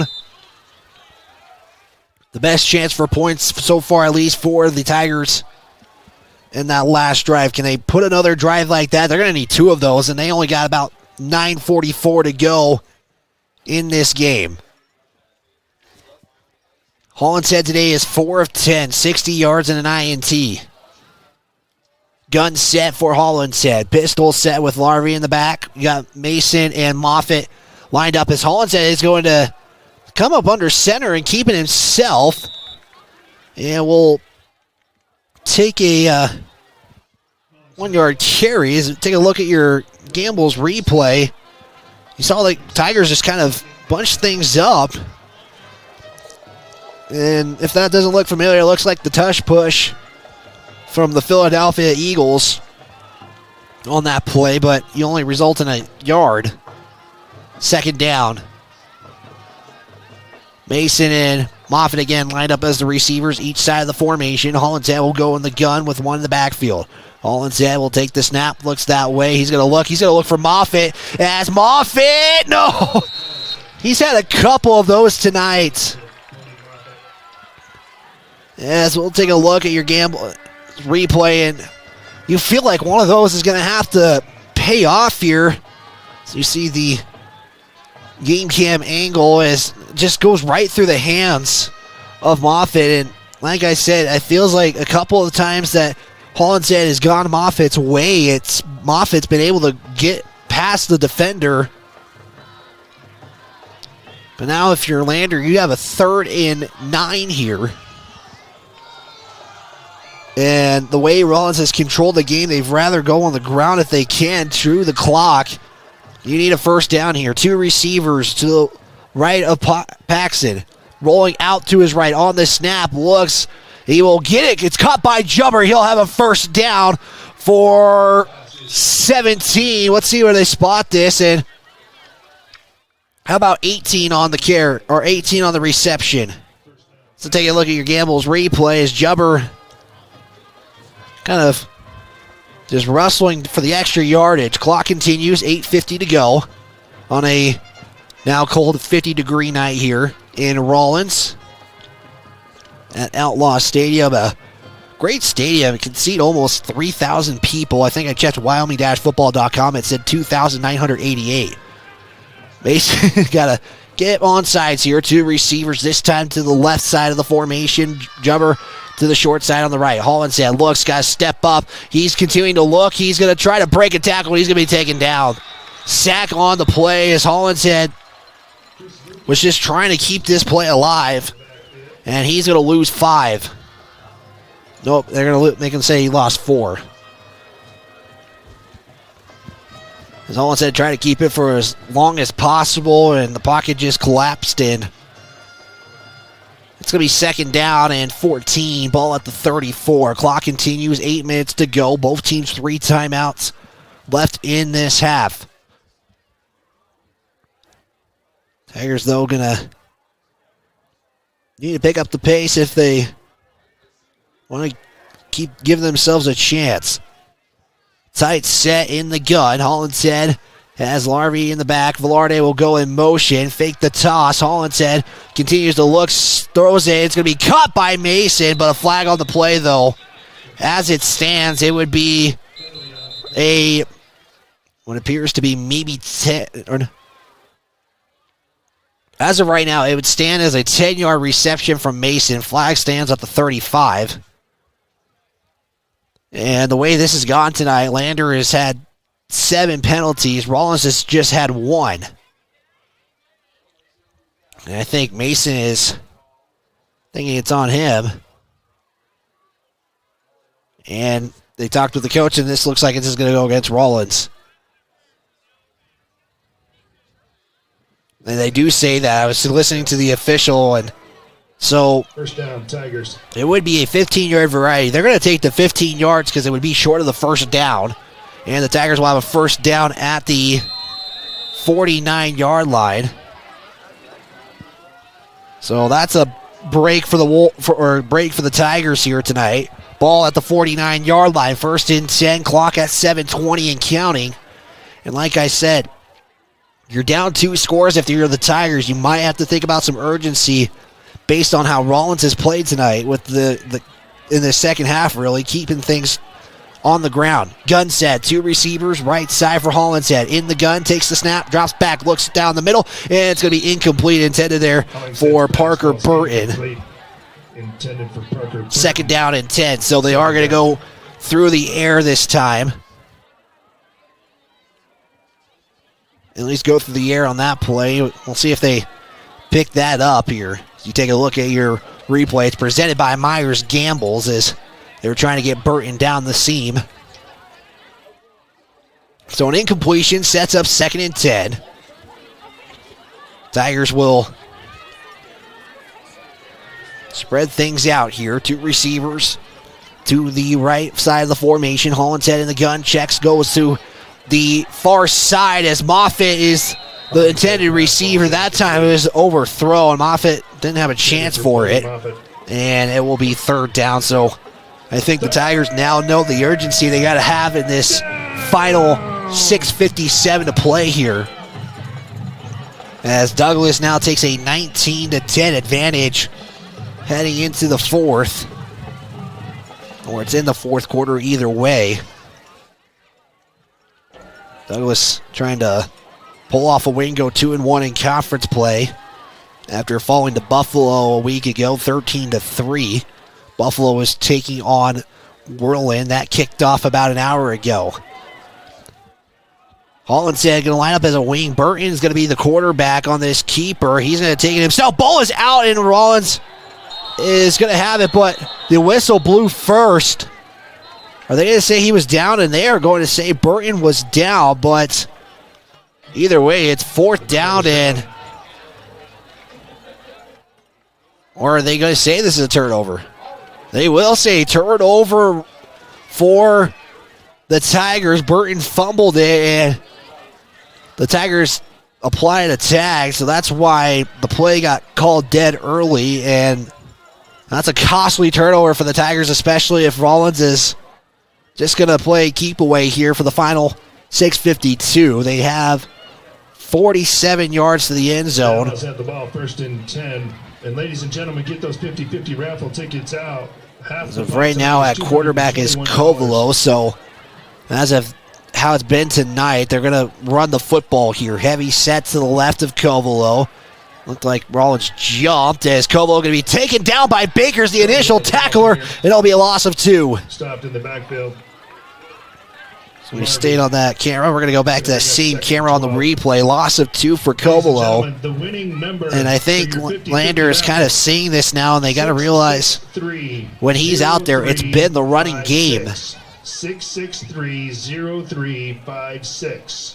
Just announced the winning ticket. Hastings giving the play to Kovalo. Something that the Rawlins have kind of talked about this season is what makes them break? And they get this from Nick Saban, from the head coach of Alabama, as he refers to it a lot as I was talking with Hastings on the day, as they said they can let the tough things, they just got to be tough. If they're going to let the little things break in. Right now, Rawlins has played the game they've wanted. Carry of one for Covelo. And it will be 3rd down and long. 3rd and 11, they're going to say. And looks like Rawlins will keep Covelo out. Or keep Covelo on the field, excuse me. And we are approaching under 5:30 to play. And based on what I'm seeing here, they're going to try to milk this clock. It's going to be 3rd down if the Tigers can stop it. The question is does Jim elect to take a timeout on a 4th down with over 5 minutes to play? That clock is actually going to be at 5, and they will take the timeout. Rawlins takes their first, so that was all about just milking the clock. Yes, that was a whole conversation, and now you see Allard coming on the field, but this is just for the timeout. And with that, we're going to give a thanks to some of our sponsors here on the County 10 Sports Network. Broadcast is brought to you by Perfect Power, Porter's Mountain View Supply, Wyoming 4x4, Redden and Kane Associates, Wyoming Catholic College, Myers Gambles, Bailey's Enterprise, Sutherland's, Baldwin Creek Rentals, State Farm Agent Justice Jacobs, Mama's Kitchen, Northside Auto Body Shop, Buckle Up for Life Wyoming, Elevate Rehab, Edward Jones Financial Advisor John P. Shade, Fremont Chevy, Central Bank and Trust, and Eyes on Fremont. Big thanks to, as well, Edward Jones Financial Advisor John Shade, your local guide to financial victory. Call John Shade today at 307-335-7722 for a free consultation, or stop in at the main office, 704 Main in Lander. Work hard and win big. John Shade, a proud supporter of all athletes. Also, Goddard Construction, proud supporter of Fremont County Athletics. Goddard Construction offers friendly construction service that's always on time and aligned with your budget. 851-4517.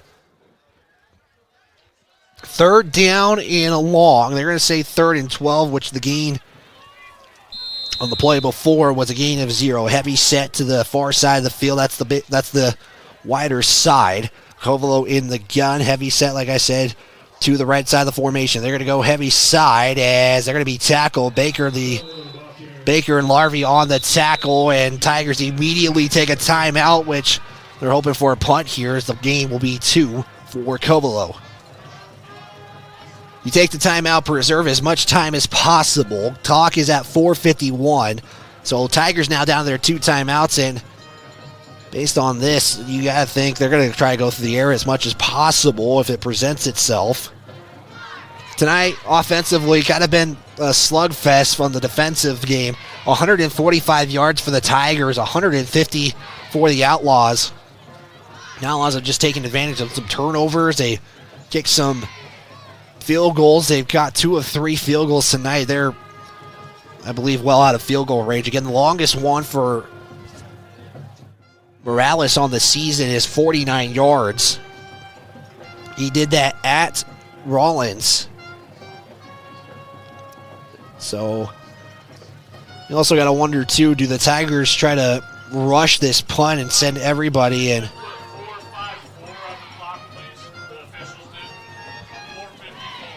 The officials are just going to put 3 more seconds on the clock to 4:54. So extra time for the Tigers on this case. They put it at 5:45 now. They put it at 4:54. They put it at 5:45, so they just gave essentially the Tigers an extra minute. They're going to fix this, though, and they do. Tigers are not going to rush everybody to the punter. Rawlins setting up to block everybody, though. Morales to punt. Burton and Moffitt deep to receive. Snap. Punt is away, and this is a nice short punt. Moffitt going to let it go, and this is going to bounce inside the red zone, and it's going to be fielded at the 17-yard line. So now it's essentially desperation time for the Tigers. Trying to keep a 5-game winning streak against the Outlaws alive. Last time the Rawlins Outlaws got a win against Lander, it was in 2017. They won in Lander.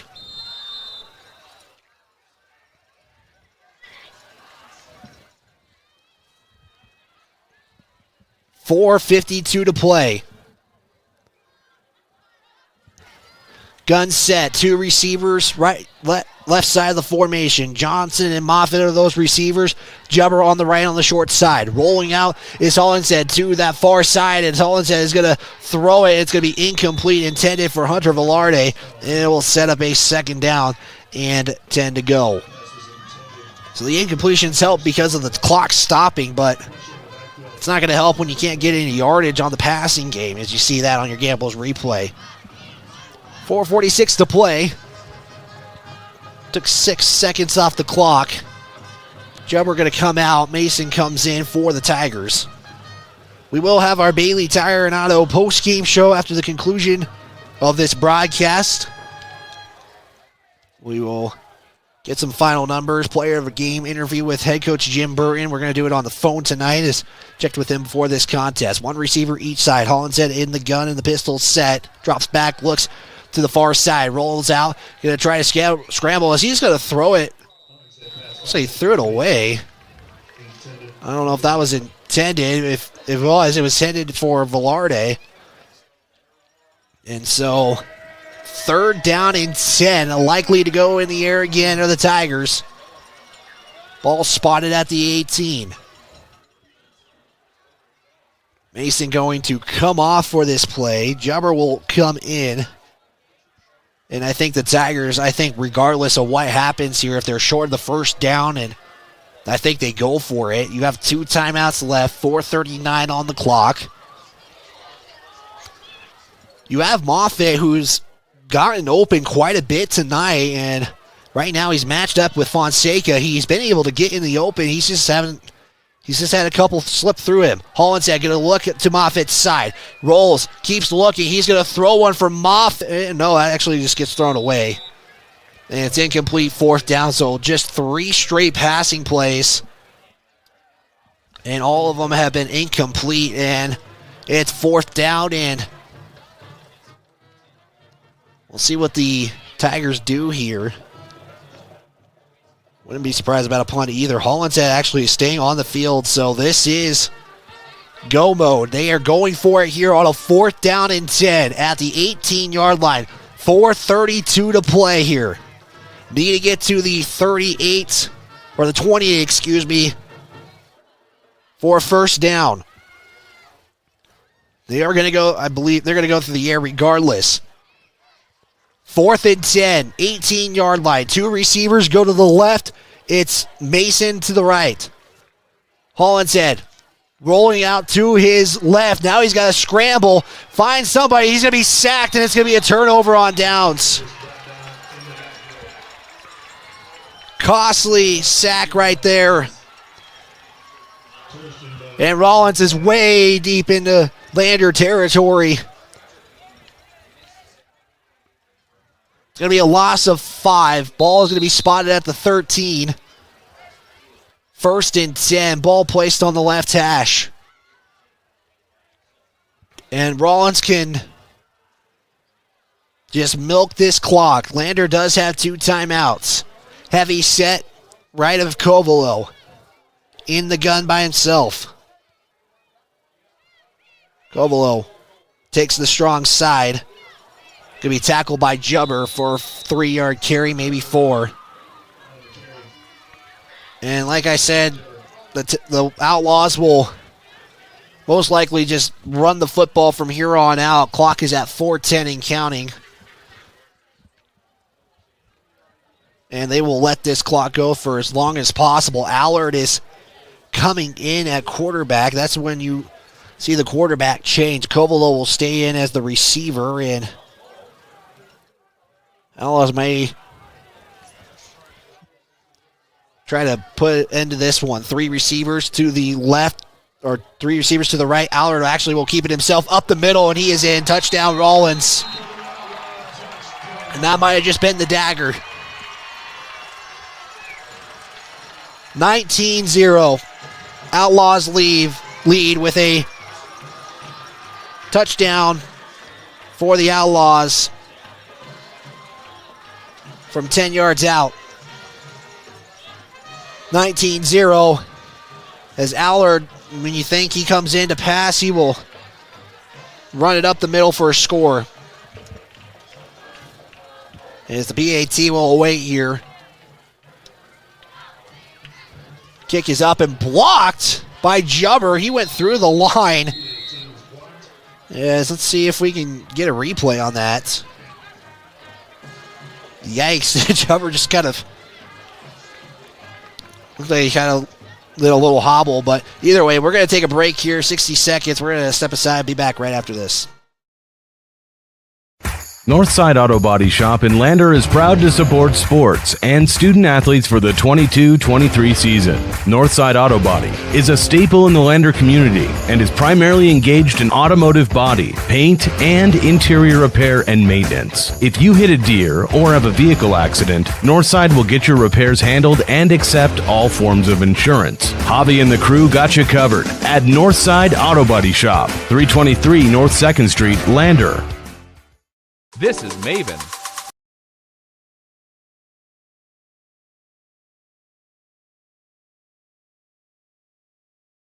Find more Fremont County sports coverage on the County 10 Sports Podcast. Plays 30 minutes before the pregame show. Also plays an hour before kickoff. 10-yard touchdown run by Jackson Allard gives the Outlaws a 19-0 lead. Clock is at 3:40 to go. Lander's definitely not out of this, but they're going to need to get this passing game going here. Update in Douglas, 19-17 Bearcats up as the Wolverines scored a touchdown in the fourth. Douglas is also driving as well down the field.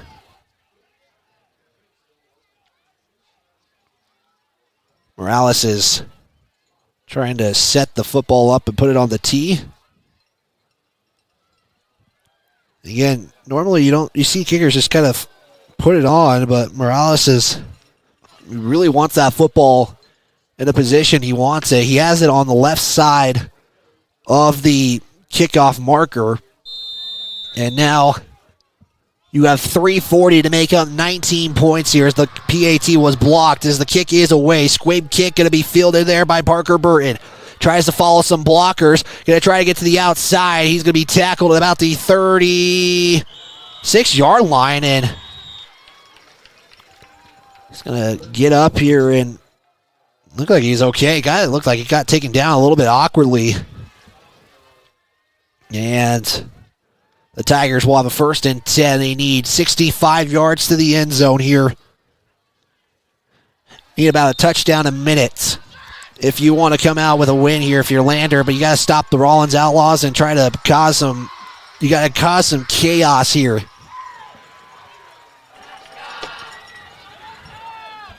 First and 10, ball placed on the near hash. One receiver goes to each side of the formation. Moffitt going to be the one that lines up far left to Paxton. In the gun, as Holland said. He'll take the snap, swing, pass it to Jubber. Going to try to bulldoze his way. He's going to get 4 on the reception. Complete. Going to be taken out at about the 30. Did they just give him the 37? Okay, he was at the 39, but Marcos Martinez. They only give him forward progress to the 38. On the play. So it's only going to be a gain of 2, excuse me. Pass was intended for Jubber. He does receive it. Looked like you got to the 39, but they'll only give him 2. 2nd and 8. Clock continues. I know the clock is stopped for some reason with 3:24 to go. As that's going to be bobbled by Hollinshead. He'll just throw it away, preserve time. And now we'll take a look at this replay.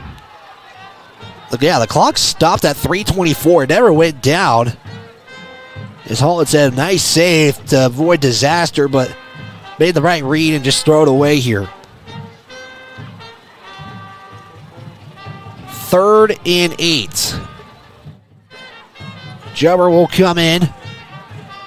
Moffitt will stay in as he was coming off. Mason will actually now come off the field. Burton as well got substituted. 2 timeouts Got 3:19 to play. 3rd and 8. Moffitt going to line up way out to the right. Hollinshead looks, rolls out to his left, continues. He's going to throw one, and going to be incomplete. It was intended there by Hunter Velarde. So we're going to see this replay. 4th down. Tigers are obviously going to go for it here. 4th down. So it looked like Hunter had it for a moment and just kind of went to the ground as he was trying to catch it on the back of a Rawlins defender. 4th down and 8. Tigers will obviously go for it here, and like I said, it's only the 3rd game of the conference season, but it's probably the biggest one for the Tigers. As really it's a must-win just to better your odds. I mean, like I said, if you lose, you're not out, but you're going to have a lot of things happen. You're going to have a lot of things. Like I said, a lot of things to happen here. 4th down. Hollinshead stands in the pocket, now rolls out. He's going to throw. You have to get it first. It's going to be picked off by Covelo. He's going to be at the 40, taken out at the 47, and turnover. You had to force one there, though, if you're Paxton, to keep this drive alive. And ladies and gentlemen, Lily that Purple-Donnie. I said last drive might have done it, but report to the scorer's booth. Lily Purple-Donnie. Tigers will go back on defense. Not much clock was taken off, though. 2 timeouts do remain, though, for the Tigers. Douglas scored. They lead 25-7 now.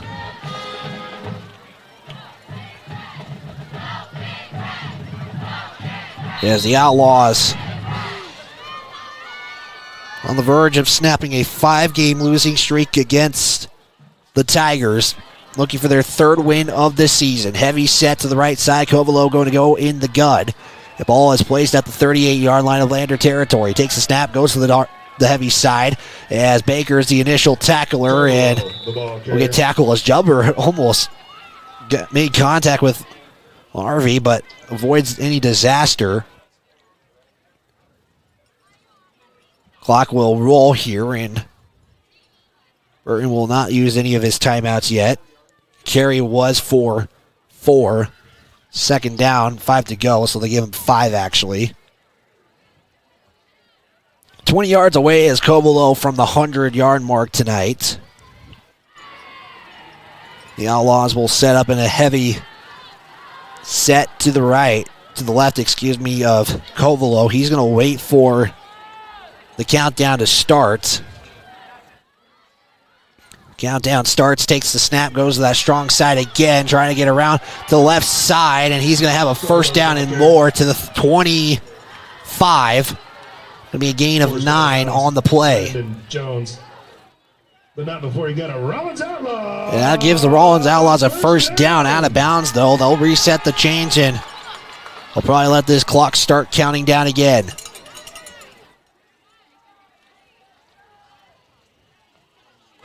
All at the 25, and the clock will continue again. Strong side to the left of Covelo again. It's also the short side of the field. They'll wait for the official to stick his hand up and have the countdown. As Covelo will just wait. Rawlins going to get their 3rd win of the season.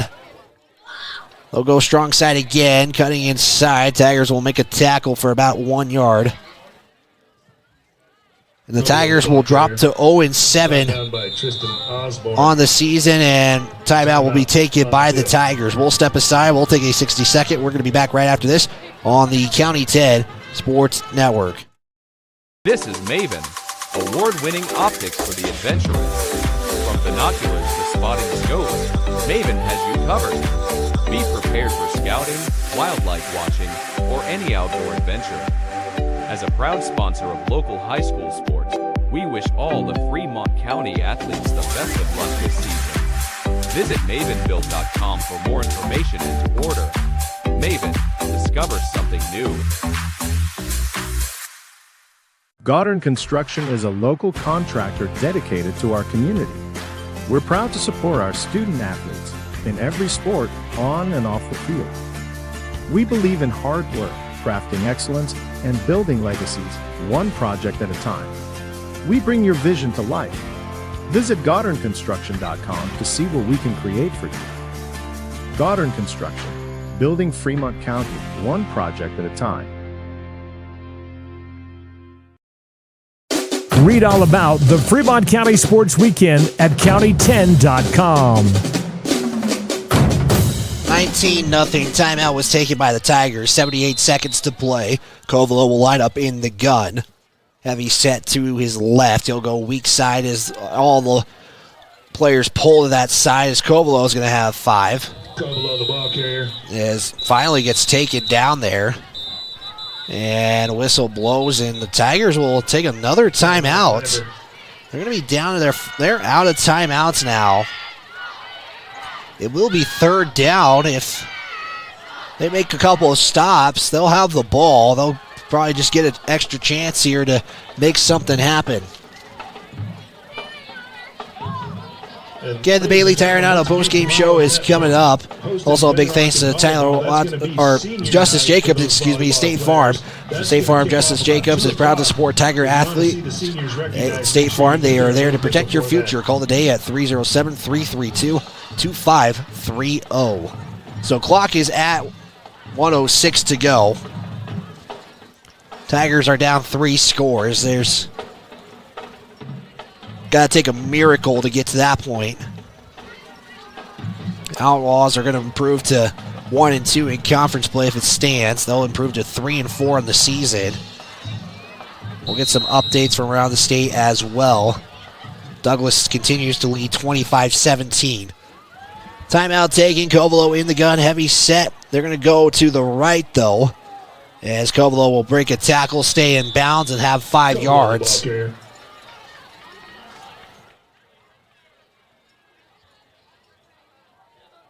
And the ball will be placed at the 15-yard line. And one more play. The Tigers will have the football if they're short. No, they're going to give them the first. I apologize. So they'll just finish it off here. I thought he was short.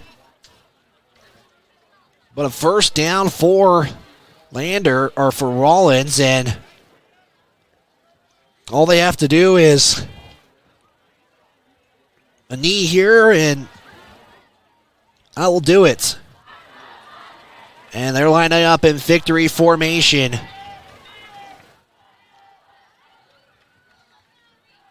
As the Tigers will line up with 5 on the line, and the knee is down, and that will do it. We approach 19-0, 15 seconds on the clock, and they have to let this count down. And the Outlaws will come out with the win. They will win with a final of 19-0. Bailey Tire and Auto post-game show coming up. We'll step aside. We will wrap up this broadcast right after this. You're tuned in to Lander Valley Football on the County 10 Sports Network. Jacob State Farm Insurance Agency, where friends go. Justice and his team are dedicated to helping you protect what's important. We offer a variety of insurance products and services to help you protect what's important to you. With customizable coverage plans, safe driving rewards, and discounts, Justice Jacobs can help you create a solution that's right for you. Go Tigers!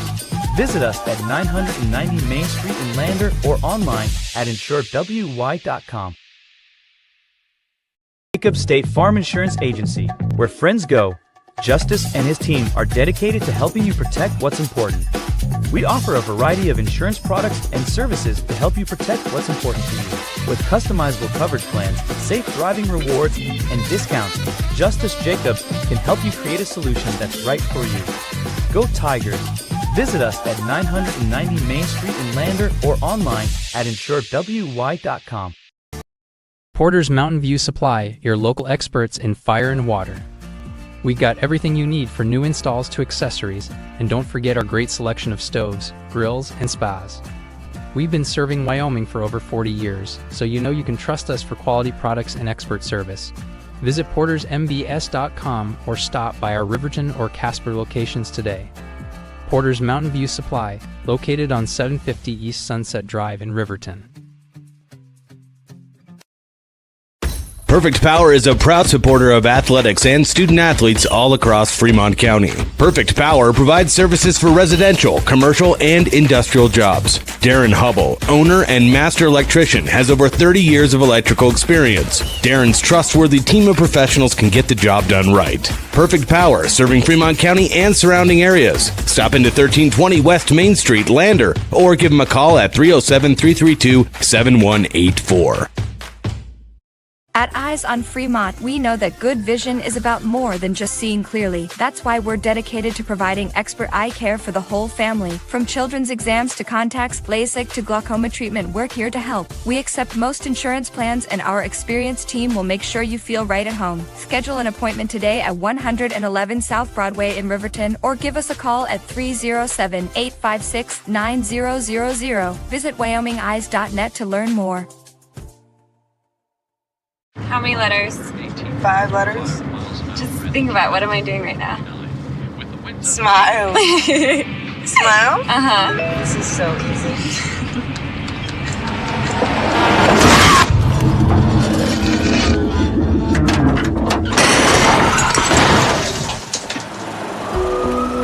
Nobody likes to be stopped by the police, but if I'd seen her texting while driving and given her a ticket, it just might have saved her life. Myers Gambles is your one-stop shop for furniture, mattresses, and appliances in Lander, Wyoming. We have an unbeatable selection of furniture for your living room, bedroom, and dining room. Plus, we have the latest trends in home furnishings. Our mattresses are comfortable and affordable, and our appliances are built to last. Whether you're looking for a new TV, sofa, or refrigerator, we have the perfect finish, style, and function for your home. Visit us at 420 Main Street in Lander, or check out our website, landergambles.com. Today. Get ready to explore Wyoming's stunning parks at Fremont Motors during the Open Road Sales Event. We're giving away a complimentary Wyoming State Parks pass with every vehicle sold, so you can get out and explore our beautiful state behind the wheel of a brand new vehicle. Plus, all Fremont vehicles come back by Fremont Care, so you'll be covered no matter what the open road has in store. Visit Fremont Chevrolet GMC in Riverton, or shop online anytime at FremontMotors.com and start your Wyoming adventure today.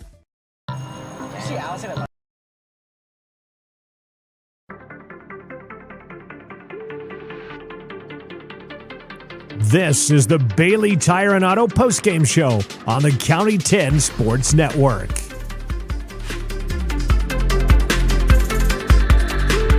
We are back here on the County 10 Sports Network. Your final is 19-0 in favor of the Rawlins Outlaws. And I asked David Hastings, I was talking with him before the game, and what he mentioned to me was like it might be the first homecoming win since either 2007 or 2008. It's been a long time since Rawlins has had that in their name right now. Quick update, 25-17. The Wolverines are down. They don't have the football. Douglas has it back in the fourth quarter. You can check that out on County 10's YouTube page. You can check it out with Jared Anderson and Scott Fuller as well on 105.1 Jack FM on the radio side of things. If you are wanted to stay here, we appreciate it and appreciate you tuning into this broadcast. We are keeping things alive right now. We'll stay getting some post-game remarks as well. We are going to get some final numbers as well in this contest as well. We'll take a look at the scoring. Not many scoring drives. It all started with a 24-yard field goal by Morales after a turnover by the Tigers gave him a 3-0 lead. Rawlins would make it now 6-0 after a 34-yard field goal. Then it would be a touchdown by the Outlaws. Jackson Aller threw a 37-yard touchdown pass to Justice Woods to give the Outlaws a 13-0 lead as the PAT was missed. PAT was good.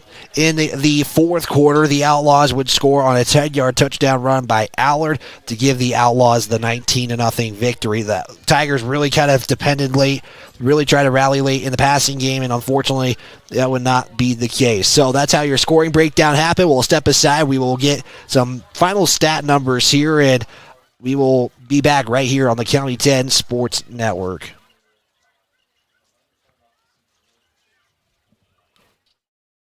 LanderGambles.com. Today. Get Get ready to explore Wyoming's stunning parks at Fremont Motors during the Open Road Sales Event. We're giving away a complimentary Wyoming State Parks pass with every vehicle sold, so you can get out and explore our beautiful state behind the wheel of a brand new vehicle. Plus, all Fremont vehicles come back by Fremont Care, so you'll be covered no matter what the open road has in store. Visit Fremont Chevrolet GMC in Riverton or shop online anytime at FremontMotors.com and start your Wyoming adventure today. Did you see Allison at lunch today? I'm gonna text her. I'm gonna text Allison. Hey, hold up, Matt's calling me. Hey, we got the food and we're on our way right now. Hey, who's coming, bro? What did he tell?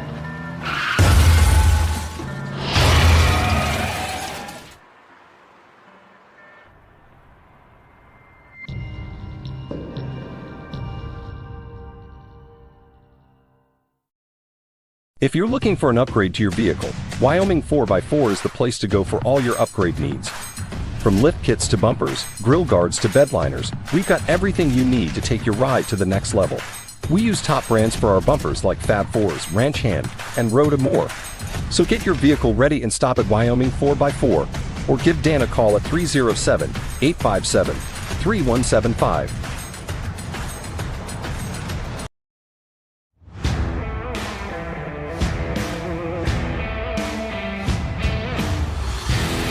We continue our Bailey Tire and Auto postgame show on the County 10 Sports Network. You take a look to the back, kind of back end of the screen, or not the back end, kind of the top of the screen there. You're seeing Lander Tigers kind of talking with family, talking with friends, and a lot of them really bummed out. This is a game that, in a sense, it was a must-win game for both teams. Both teams really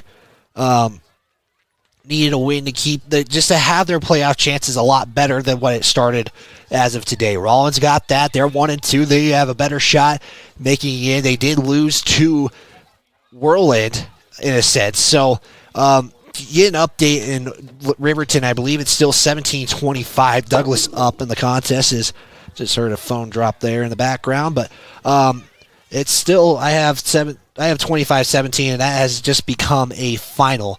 So Douglas now has control of the home field advantage. Riverton will drop to third, going to be hosting Buffalo and Whirlwind the next couple of games.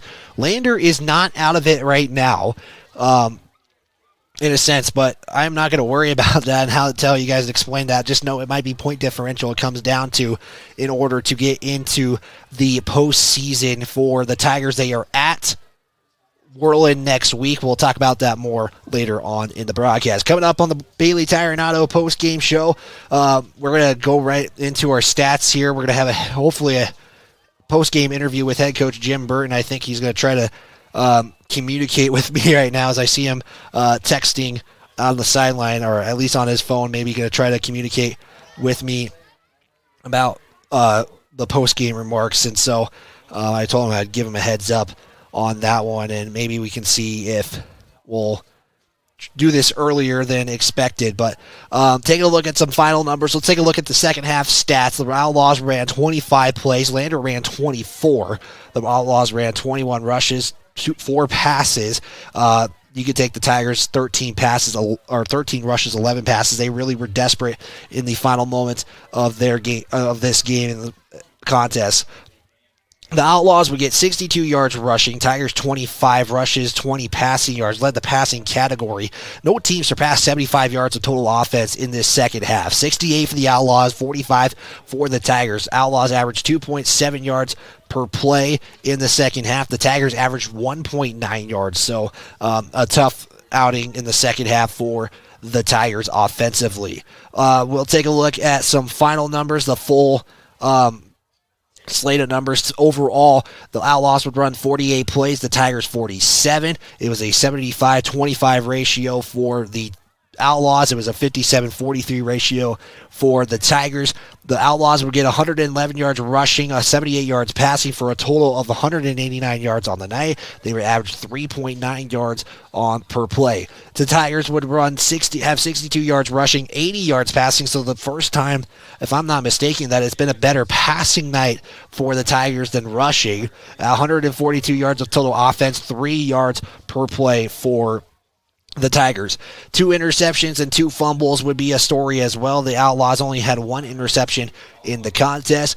Tigers 7 penalties for 62 yards, 25 yards of 2 penalties for the Outlaws, and that's how the full numbers are as well. We'll step aside, give you guys some individual numbers, and I'm going to communicate with head coach Jim Burton on when he wants to get on this post-game call, and we will try our best. We're going to try to maybe cut things short. We have a long drive as I have to go to Casper tomorrow for the Dubois Casper Christian game. We'll talk more about that later on. You're tuned in to Tiger Football on the County 10 Sports Network. Wyoming Catholic College is a unique institution that offers an immersion in the Western tradition, the beauty and challenges of the wilderness, and the treasures of the Catholic spiritual heritage. Our mission is to provide a unique educational experience that nurtures the body, mind, and spirit. We are proud of our alumni success stories and the learning opportunities we offer through our academic outreach program. Come and explore our campus in Lander, Wyoming. Continuing our Bailey Tire and Auto post-game show. Again, we're going to see if head coach Jim Burton's willing to give some post-game remarks. Again, this would just be just kind of instant reaction. And again, tough one here for the Tigers. They fall 19-0 against the Rawlins Outlaws. The final in Douglas, 25-17. The Wolverines have fallen in their contest. Let's take a look at some individual stats. We'll start with the Outlaws of Rawlins. It was Jackson Allard, 6 of 12 passing tonight, 78 yards and 1 interception. You on the rushing side, 33 rushes for Zachary Kovalo for about 100 yards, exactly 100 yards on the night. So a big rushing game for Zachary Kovalo. It was pretty much him, Jackson Allard, and that was it. That was the only 2 rushers on the night for the Outlaws in that one.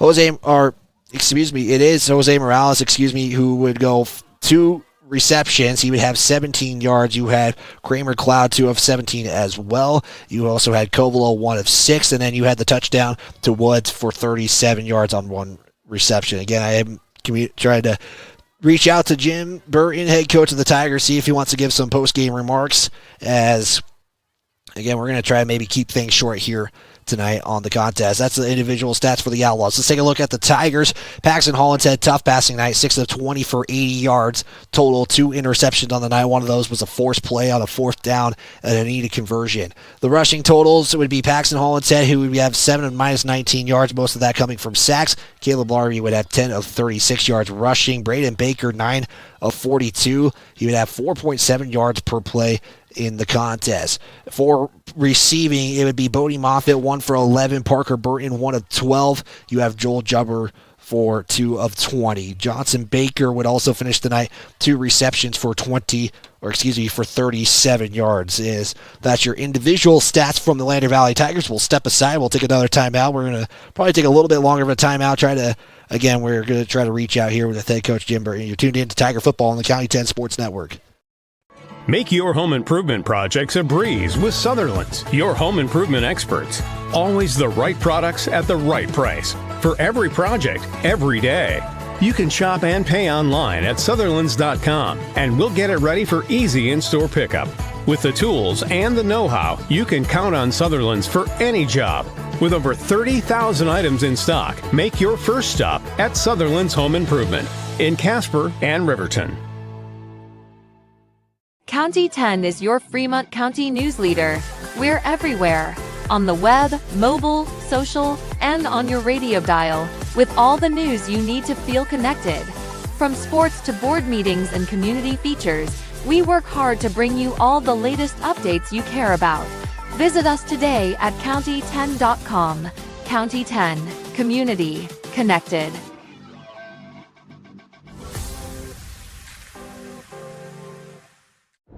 This guy was driving way over the speed limit. Look at the damage. This guy was going a lot over the speed limit. Look at the damage. This guy was going a little over the speed limit. Look at the damage. Redden, Kane and Associates. CPAs is your go-to source for tax, financial, and business solutions. Our experienced professionals are trusted and know the numbers. We're dedicated to providing personalized attention to each of our clients. Whether you're an individual or a business, we're here to help with all your accounting needs.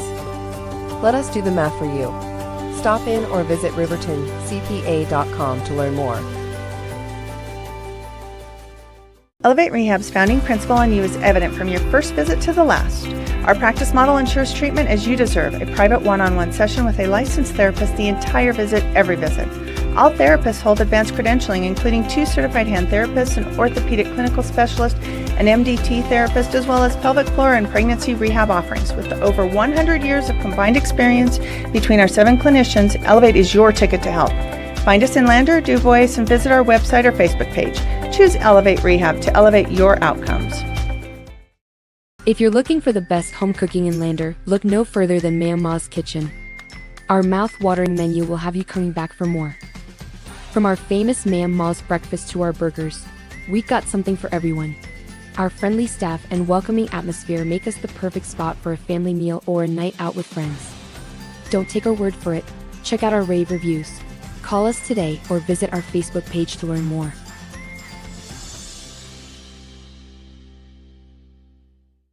RE/MAX All-Star Realtors are proud to sponsor sports across Fremont County for the 22-23 season. RE/MAX All-Star Realtors was founded in 1991 with the goal of doing real estate in a way that would make our clients' lives as easy. Back here on the County 10 Sports Network, I'm going to try to see if we're there with head coach Jim Burton. Coach, are you there? Yep. Coach, first off, tough one. I mean, this is a game, it felt like it was a must-win game, but some turnovers and penalties kind of felt like it was a story of today. Yeah, it's things that got to us. Penalties, things that were in our control we didn't do well, and then there's some that are out of our control, I think. But again, that's you can't win football games on a few calls, penalties here or there. Got to put up some points. Defense did what we asked them to do, slowed them down and really held them to, only the 13 points, and then they had one late. But defense did exactly what we asked them to do, and offense, we got to put some points on the board. I thought you kind of put the nail in the coffin on that. I thought the defense, they were keeping things kind of in the middle. They really didn't try to attack the outside as much as they did. Was that kind of something you saw on the film? Well, and the big thing there was we just, they try to overload one side, and then they'll, they make you shift, and then they'll come back the other way. Just a pretty easy, simple scheme, and it works. They move the ball well. Like I said, we slowed them down enough to make them kick some field goals, and then we give up a big pass play, just little bit of a blown coverage, and then obviously their last score was we're bringing the house, and we just slipped past them. So. And, I felt like the second half, especially that fourth quarter, it felt like it was kind of, I might have a different view, but it felt like it was kind of more desperation time that you guys were trying to go fourth and deep in your own territory. Was that kind of the idea if that became that scenario? Well, it just became where, you're down 2 scores or 3 scores even, and you've got to get a first down. You just don't have enough time to punt and then go get the ball back is really what happened with those last few fourth downs. We don't get a call we like. We check into something, and then we're just missing little things. We have a high snap, and quarterback gets flustered, throws it away. We get one blitzer free, that kind of stuff. Just missing one block here or there, and it's enough to throw off the whole rhythm of what we're trying to do. And, Coach, I don't want to be on the negative side of things. I want to try to get some positive stuff. So what were some good things that you saw tonight from your team? Realistically, when we execute, we can move the ball, I think, on anybody. I think we didn't do that very well. We did, we ran the ball okay in times. But again, we're missing one block here, one block there, a read here or there. But it's just the little things that are catching up, and you do enough little things poorly, and it catches up. Now, again, we did have some good throws. We had some good first downs. Realistically, I probably should have I was a little worried about the grass. It's kind of a soft field today, a little wet. Not like super wet, but soft enough. I was worried about kicking field goals. We probably should have kicked 2 field goals when we're down here, and in the 20 and in. And then I made a decision to go for it. But again, we kicked 2 field goals there, and then we're closer, and it's a whole different kind of ball game. So again, just a coaching decision right there not to do that. So how positive was it that you guys were in another game tonight?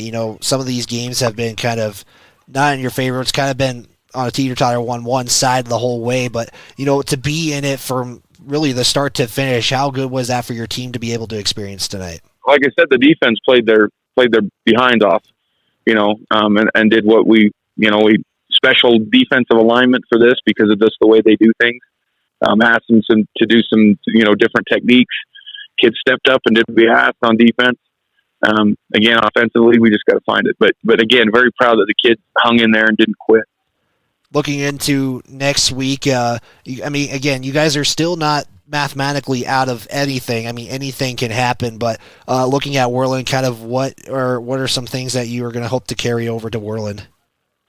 Well, the big thing is just some defensive tenacity. Again, Worland's a little different ball game as far as they like to spread out. They like to throw the ball a little bit.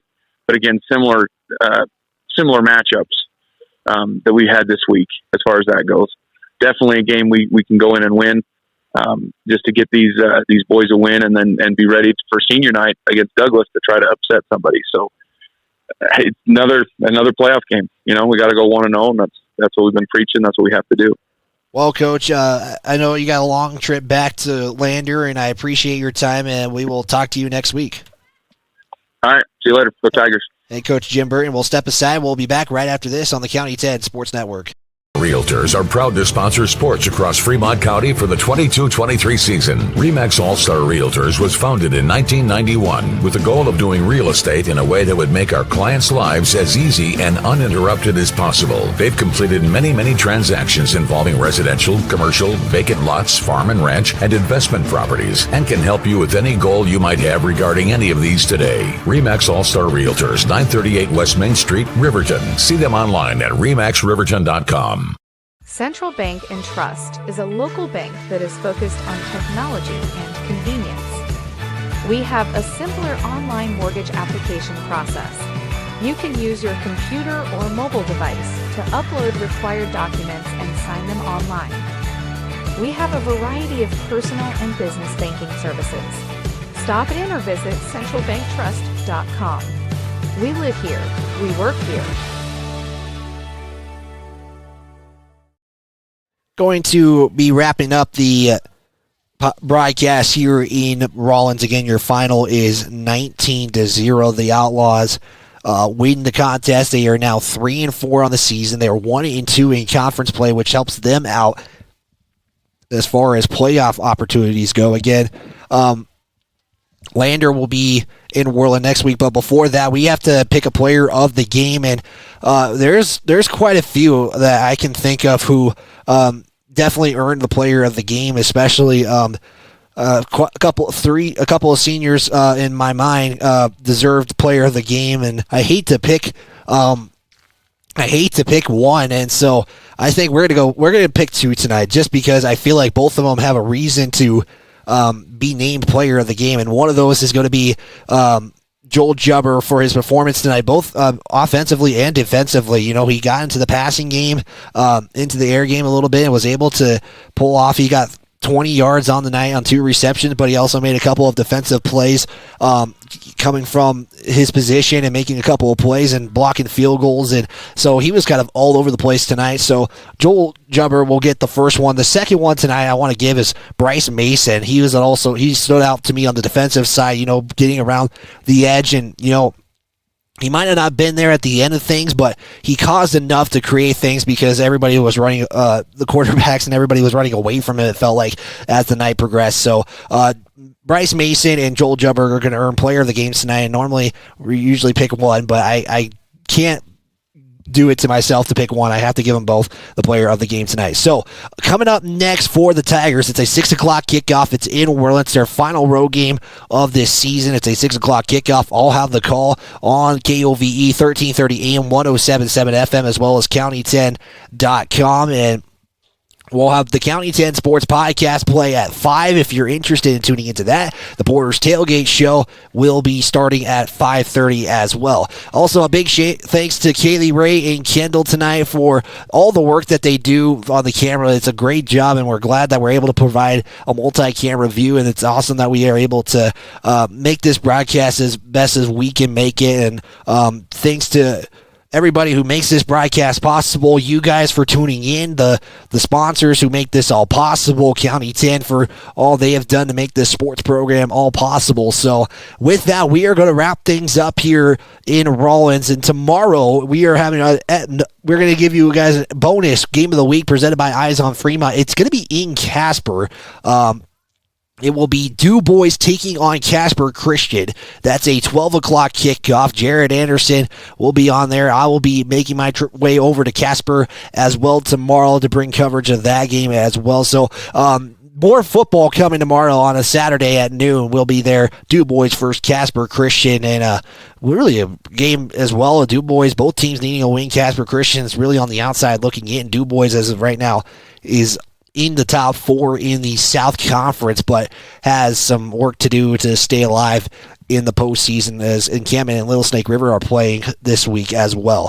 For County 10, for Kaylee Ray, Kendall, I'm Wyatt Barishka. This has been a presentation of Lander Valley football on the County 10 Sports Network. They fall 19-0.